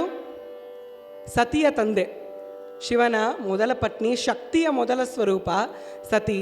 ಆಕೆಯ ತಂದೆ ದಕ್ಷ ಮಹಾರಾಜ. ಆತನಿಗೆ ಸತಿ ಅಲ್ಲದೆ ಇನ್ನೂ 27 ಜನ ಹೆಣ್ಮಕ್ಳಿರ್ತಾರೆ. ಅಷ್ಟೂ ಜನಗಳಿಗೆ ಪತಿ ಚಂದ್ರ. ಆದರೆ ಆತ ಹೆಚ್ಚು ಅಟೆನ್ಷನನ್ನು ರೋಹಿಣಿಗೆ ಕೊಡ್ತಿರ್ತಾನೆ. ಇವತ್ತು ಕೂಡ ನೀವು ಆಕಾಶದಲ್ಲಿ ನಿಂತ್ಕೊಂಡು ನೋಡಿ, ಚಂದ್ರ ರೋಹಿಣಿ ನಕ್ಷತ್ರಕ್ಕೆ ಜಾಸ್ತಿ ಹತ್ತಿರ ಹೋಗ್ತಾನೆ, ಬೇರೆ ಯಾವ ನಕ್ಷತ್ರಕ್ಕೂ ಅಷ್ಟು ಹತ್ತಿರ ಹೋಗೋದಿಲ್ಲ. ಇವತ್ತು ಕೂಡ ನೀವು ಆಕಾಶದಲ್ಲಿ ಇದನ್ನು ನೋಡಬಹುದು. ಇದನ್ನು ದಕ್ಷ ಮಹಾರಾಜ ನೋಡ್ತಾನೆ. ನನ್ನ ಬೇರೆ ಹೆಣ್ಮಕ್ಳುಗಳ ಬಗ್ಗೆ ಈತ ನಿರ್ಲಕ್ಷ್ಯವನ್ನು ತೋರಿಸ್ತಿದ್ದಾನೆ, ನನಗದು ಇಷ್ಟ ಆಗ್ತಿಲ್ಲ ಅಂದ್ಬಿಟ್ಟು ದಕ್ಷ ಮಹಾರಾಜ ಒಂದು ಶಾಪವನ್ನು ಕೊಟ್ಬಿಡ್ತಾನೆ. ಹೇ ಚಂದ್ರ, ನೀನು ರೋಹಿಣಿಗೆ ಮಾತ್ರ ಪ್ರೀತಿಯನ್ನು ಕೊಡ್ತಾ ನನ್ನ ಬೇರೆ ಹೆಣ್ಣು ಮಕ್ಕಳಿಗೆ ನಿರ್ಲಕ್ಷ್ಯವನ್ನು ತೋರಿಸ್ತಿದ್ಯಾ, ಹಾಗಾಗಿ ನೀನು ಮೃತ್ಯುವನ್ನು ಪಡ್ಕೊಂಡು ಬಿಡು ಅಂತ ದಕ್ಷ ಶಾಪವನ್ನು ಕೊಟ್ಟುಬಿಡ್ತಾನೆ.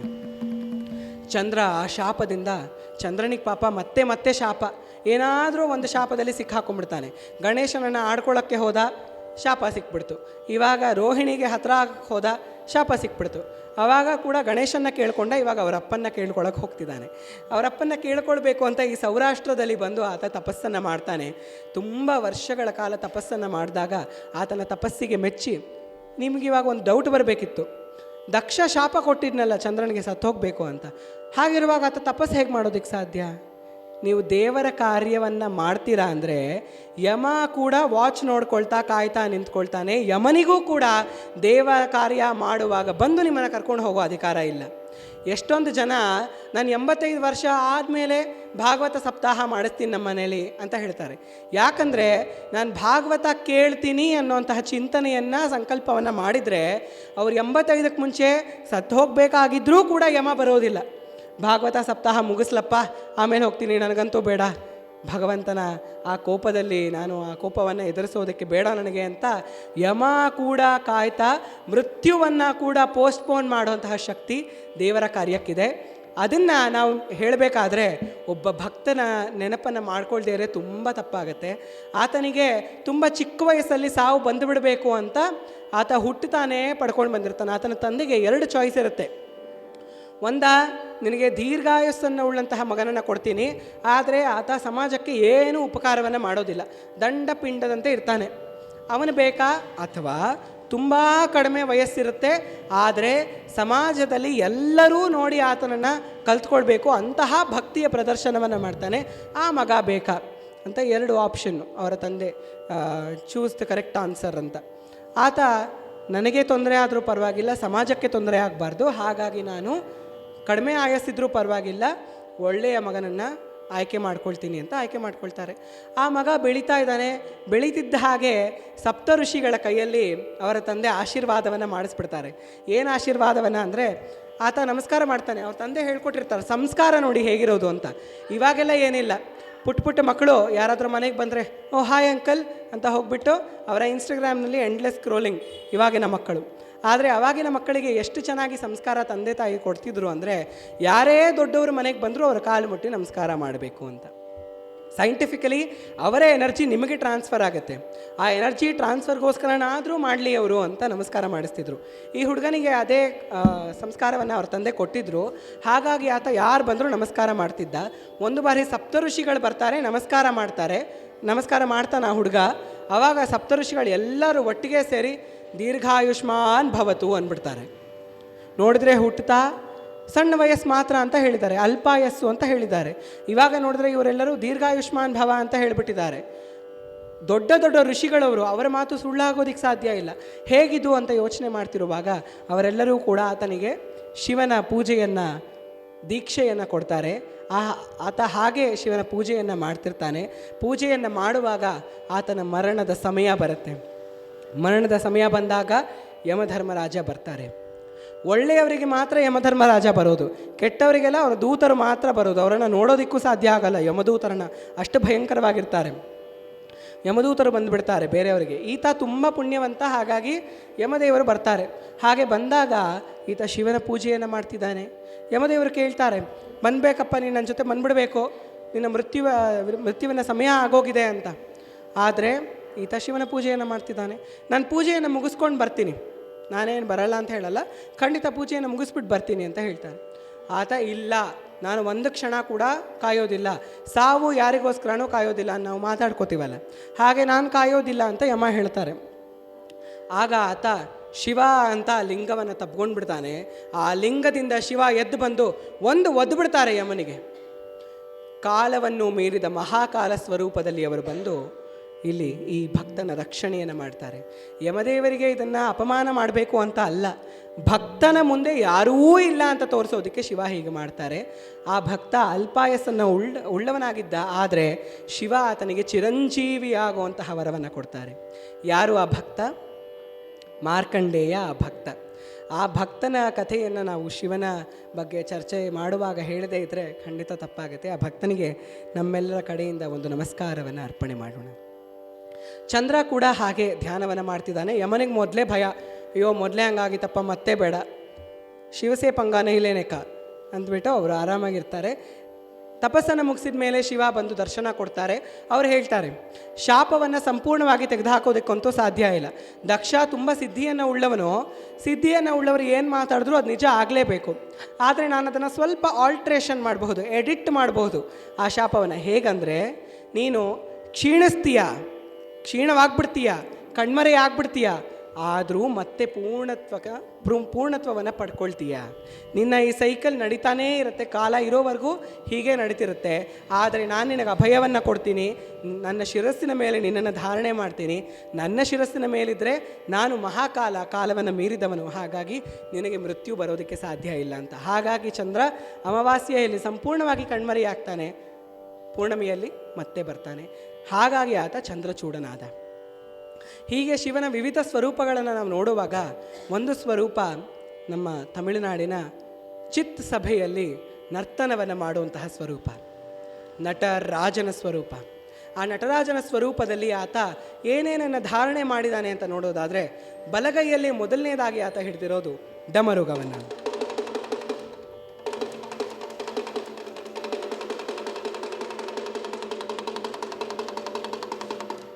ಆತ ಹೀಗೆ ಡಮರುಗವನ್ನು 14 ಬಾರಿ ಬಾರಿಸ್ತಾನಂತೆ. ಹಾಗೆ 14 ಬಾರಿ ಬಾರಿಸಿದ್ದಕ್ಕೆ ಪಾಣಿನಿ ಋಷಿಗೆ ಸಂಸ್ಕೃತದ ವ್ಯಾಕರಣಗಳು ಆ ಡಮರುಗದ ನಾದದ ಮೂಲಕ ಬರುತ್ತಂತೆ. ಸಂಸ್ಕೃತದ ವ್ಯಾಕರಣ ಬೇರೆ ಎಲ್ಲ ಭಾಷೆಗಳಿಗೆ ಮೂಲ. ಆ ವ್ಯಾಕರಣ ಬಂದಿರೋದು ಕೂಡ ಶಿವನ ಡಮರುಗದಿಂದ. ನಾವಿವತ್ತು ನಾಸಾ ಅವರ ಫೋಟೋಸ್ ರಿಲೀಸ್ ಮಾಡ್ತಾರೆ. ಅದನ್ನು ನಾವು ನೋಡೋದಾದರೆ ಸದರ್ನ್ ಕ್ರ್ಯಾಬ್ ನೆಬ್ಯೂಲಾ ಅನ್ನುವಂತಹ ಒಂದು ಫೋಟೋವನ್ನು ರಿಲೀಸ್ ಮಾಡಿದ್ದಾರೆ. ಅದನ್ನು ನೀವು ನೋಡಿದ್ರೆ 100% ಡಮರುಗಕ್ಕೆ ಹೋಲುತ್ತೆ. ಜೊತೆಗೆ ಒಂದು ಪಲ್ಸ್ ಸ್ಟಾರ್ ಅಂತ ಇದೆ ಆಕಾಶದಲ್ಲಿ. ಆ ಪಲ್ಸ್ ಸ್ಟಾರು ಕಂಟಿನ್ಯೂಸ್ ಆಗಿ ಮೂವ್ ಆಗ್ತಾ ಇರುತ್ತೆ. ಆ ಮೂವ್ ಆಗುವಾಗ ಅದರ ಸದ್ದು ಏನಿರಬಹುದು ಅಂತ ಸೈಂಟಿಸ್ಟ್ಗಳೆಲ್ಲ ಯೋಚನೆ ಮಾಡಿ ಅದನ್ನು ರೆಕಾರ್ಡ್ ಮಾಡ್ಕೊಂಡ್ರಂತೆ. ಸ್ಪೇಸಲ್ಲಿ ಸೌಂಡ್ ಕೇಳಿಸಲ್ಲ, ಯಾಕಂದರೆ ಅದು ವ್ಯಾಕ್ಯೂಮಲ್ಲಿ ಸೌಂಡ್ ಕೇಳಿಸೋದಿಲ್ಲ, ಲೈಟೂ ಇರೋದಿಲ್ಲ. ಹಾಗಾಗಿ ಅಲ್ಲಿಯ ಎಲೆಕ್ಟ್ರೋಮ್ಯಾಗ್ನೆಟಿಕ್ ಫೀಲ್ಡ್ಸನ್ನು ಅವರು ರೇಡಿಯೋ ಪಲ್ಸಸ್ಸನ್ನು ತಗೊಂಡು ಸಾನಿಫಿಕೇಷನ್ ಅನ್ನೋ ಪ್ರಾಸೆಸ್ನ ಮೂಲಕ ಒಂದು ಸೌಂಡನ್ನು ತರಿಸ್ತಾರೆ. ಆ ಸೌಂಡನ್ನು ಹಾಕ್ಕೊಂಡು ಕೇಳಿದ್ರೆ ಖಂಡಿತವಾಗಿ ಕಣ್ಣು ಮುಚ್ಕೊಂಡು ಕೇಳಿದ್ರು ಅದು ಡಮರುಗ ಅಂತ ಯಾರು ಬೇಕಾದರೂ ಹೇಳಬಹುದು. ಆ ಪಲ್ಸ್ ಸ್ಟಾರ್ನ ಸದ್ದು ಡಮರುಗದ ಸದ್ದು. ಹಾಗೆ ವಿಶ್ವದೆಲ್ಲೆಡೆ ಶಿವನ ಡಮರುಗ ಹರಡಿದೆ. ಆತನ ಎಡಗೈಯಲ್ಲಿ ಬೆಂಕಿ ಇದೆ, ಅಗ್ನಿ ಇದೆ. ಆ ಅಗ್ನಿ ನಮ್ಮೊಳಗಿರುವಂತಹ ಅಂಧಕಾರವನ್ನು ದೂರ ಮಾಡ್ತಾ ಅಜ್ಞಾನವನ್ನು ನಾಶ ಮಾಡುತ್ತೆ. ಅದರ ಜೊತೆಗೆ ಆತ ಬಲಗೈಯಲ್ಲಿ ಅಭಯವನ್ನು ತೋರಿಸ್ತಾ ಎಡಗೈಯನ್ನು ಎಡಗಾಲಿನ ಕಡೆ ತೋರಿಸ್ತಾ ಇದ್ದಾನೆ. ಹೀಗೆ ಕೆಳಗಿದೆ ನೋಡಪ್ಪ ಅಂತ. ಬಲಗಾಲಿನಿಂದ ಅಪಸ್ಮಾರ ಅನ್ನೋ ರಾಕ್ಷಸನನ್ನು ತುಳಿತಾ ಇದ್ದಾನೆ. ಅಪಸ್ಮಾರ ಅಂದರೆ ನಮ್ಮೊಳಗಿರುವಂತಹ ಅಹಂಕಾರ. ಜ್ಞಾನ ಇದ್ದೂ ನಮ್ಮಲ್ಲಿ ಅಹಂಕಾರ ಇದ್ದರೆ ನಾವು ಭಗವಂತನ ದರ್ಶನವನ್ನು ಪಡ್ಕೊಳ್ಳೋದಕ್ಕೆ ಸಾಧ್ಯ ಇಲ್ಲ. ನಾವು ಶರಣಾಗತಿಯನ್ನು ಪಡ್ಕೊಂಡ್ರೆ ಆತ ಆ ಅಹಂಕಾರವನ್ನು ತನ್ನ ಪಾದದ ಕೆಳಗೆ ತುಳಿತಾ ಎಡಗಾಲನ್ನು ಮೇಲೆತ್ತಾನೆ. ಎಡಗಾಲು ಯಾಕೆ? ಆತನ ಎಡಭಾಗ ಅರ್ಧನಾರೀಶ್ವರನಾಗಿ ಯಾರಿಗೆ ಸೇರಿದ್ದು? ಜಗನ್ಮಾತೆಗೆ ಸೇರಿದ್ದು. ಆಕೆ ನರ್ತನದಲ್ಲಿ ಆಕೆಯನ್ನು ಮೀರಿಸೋರು ಯಾರೂ ಇಲ್ಲ. ಹಾಗಾಗಿ ಎಡಗಾಲನ್ನು ಎತ್ತುತ್ತಾ ಆತ ಏನು ಹೇಳ್ತಿದ್ದಾನೆ ಅಂದರೆ, ನಾನೆಲ್ಲ ನರ್ತನವನ್ನು ಮಾಡ್ತಿರೋದು, ನನ್ನ ಭಾರ್ಯ ಜಗನ್ಮಾತೆ ನರ್ತನವನ್ನು ಮಾಡ್ತಿದ್ದಾಳೆ ಅಂತ ತೋರಿಸ್ತಾ ಎಡಗಾಲನ್ನು ಎತ್ತಿದ್ದಾನೆ. ಎಡಗೈಯನ್ನು ಕೆಳಗೆ ಬೆಟ್ಟು ಮಾಡಿ ತೋರಿಸ್ತಿದ್ದಾನೆ. ಯಾಕೆ? ಎಲ್ಲ ಯೋಗಿಗಳಿಗೂ ಎಲ್ಲ ಭಕ್ತರಿಗೂ ಕೊಡ್ತಿರೋಂತಹ ಸೂಚನೆ ಇದು. ಏನಂತ? ನೀವು ಬೇರೆ ಎಲ್ಲೂ ನೋಡಬೇಡಿ, ನನ್ನ ಸ್ವರೂಪದಲ್ಲಿ ಈ ಕಾಲನ್ನು ನೋಡಿ, ಈ ಪಾದದ ಮೇಲೆ ಧ್ಯಾನ ಮಾಡಿ, ಸಾಕು. ನಿಮಗೆ ಜನ್ಮ ಮೃತ್ಯುಗಳಿಂದ ನಾನು ಬಿಡುಗಡೆಯನ್ನು ಕೊಡ್ತೀನಿ, ನಾನು ಮೋಕ್ಷವನ್ನು ಕೊಡ್ತೀನಿ ಅಂತ. ಹಾಗೆ ನಾಟ್ಯವನ್ನು ನಟರಾಜ ಮಾಡ್ತಾನೆ. ಆತನ ನಾಟ್ಯ ಹೇಗಿರಬಹುದು ಅಂತ ರಾವಣನ ಮಾಡಿರುವಂತಹ ಒಂದು ಸ್ತೋತ್ರದಿಂದ ನಾವು ಅರ್ಥ ಮಾಡ್ಕೊಳ್ಳೋಣ. ಆತನ ತಾಂಡವದ ಸ್ತೋತ್ರವನ್ನು ರಾವಣ ರಚನೆ ಮಾಡಿದ್ದಾನೆ. ಜಟಾಟವೀಗಲಜ್ಜಲ ಪ್ರವಾಹ ಪಾವಿತಸ್ಥಲೆ ಕಲೇವಲಂಬ್ಯ ಲಂಬಿತಾಂಬುಜಂಗ ತುಂಗ ಮಾಲಿಕಾಂ ಢಮಟ್ಟ ಮಟ್ಟ ಮನ್ನಿನಾದವಟ್ಟ ಮರ್ವಯಂ ಚಕಾರ ಚಂಡ ತಾಂಡವಂ ತನೋತು ನ ಶಿವ ಶಿವಂ. ಜಟಾಕಟಾಹ ಸಂಭ್ರಮ ನಿರಂಬನ ವಿನಿರ್ಜರಿ ವಿಲೋಲ ವೀಚಿ ವಲ್ಲರಿ ವಿರಾಜಮಾನ ಮೂರ್ಧನ್ ದಗದ್ದಗದ್ದಗಜ್ವಲಲ್ಲಲಾಟ ಪಾಟ ಪಟ್ಟ ಕಿಶೋರ ಚಂದ್ರಶೇಖರೇ ರತಿ ಪ್ರತಿಕ್ಷಣಂ ಮಮ. ಧರಾಧರೇಂದ್ರ ನಂದಿನಿ ವಿಲಾಸ ಬಂಧು ಬಂಧುರ ಸ್ಫುರದ್ದಿಗಂತ ಸಂತತಿ ಪ್ರಮೋದಮಾನ ಮಾನಸ ಕೃಪಾ ಕಟಾಕ್ಷ ಧೋರಣಿ ನಿರುದ್ಧ ದುರ್ಧರ ಪರಿ ಕ್ವಚಿತ್ತಿಗಂಬರೆ ಮನೋ ವಿನೋದಮೇತು ವಸ್ತುನಿ. ಜಟಾಭುಜಂಗ ಪಿಂಗಳ ಸ್ಫುರದ್ಬಣ ಮಣಿಪ್ರಭ ಕದಂಬ ಕುಂಕುಮದ್ರವ ಪ್ರಲಿಪ್ತ ದ್ವಿಗ್ವಧೂಮುಖಿ ಮದಾಂಧ ಸಿಂಧುರ ಸ್ಫುರತ್ತ ಗುತ್ತರೀಯ ಮೇದುರಿ ಮನೋವಿನೋದಮದ್ಭುತಂ ಬಿಭರ್ತು ಭೂತಭತ್ತರಿ. ಓಂ ನಮಃ ಶಿವಾಯ, ಓಂ ನಮಃ ಶಿವಾಯ, ಓಂ ನಮಃ ಶಿವಾಯ.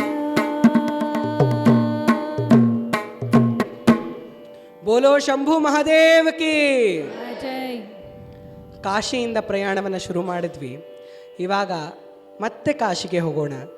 ಅಂತ್ಯವನ್ನು ಕೂಡ ಅಲ್ಲಿಂದಲೇ ಮಾಡೋಣ.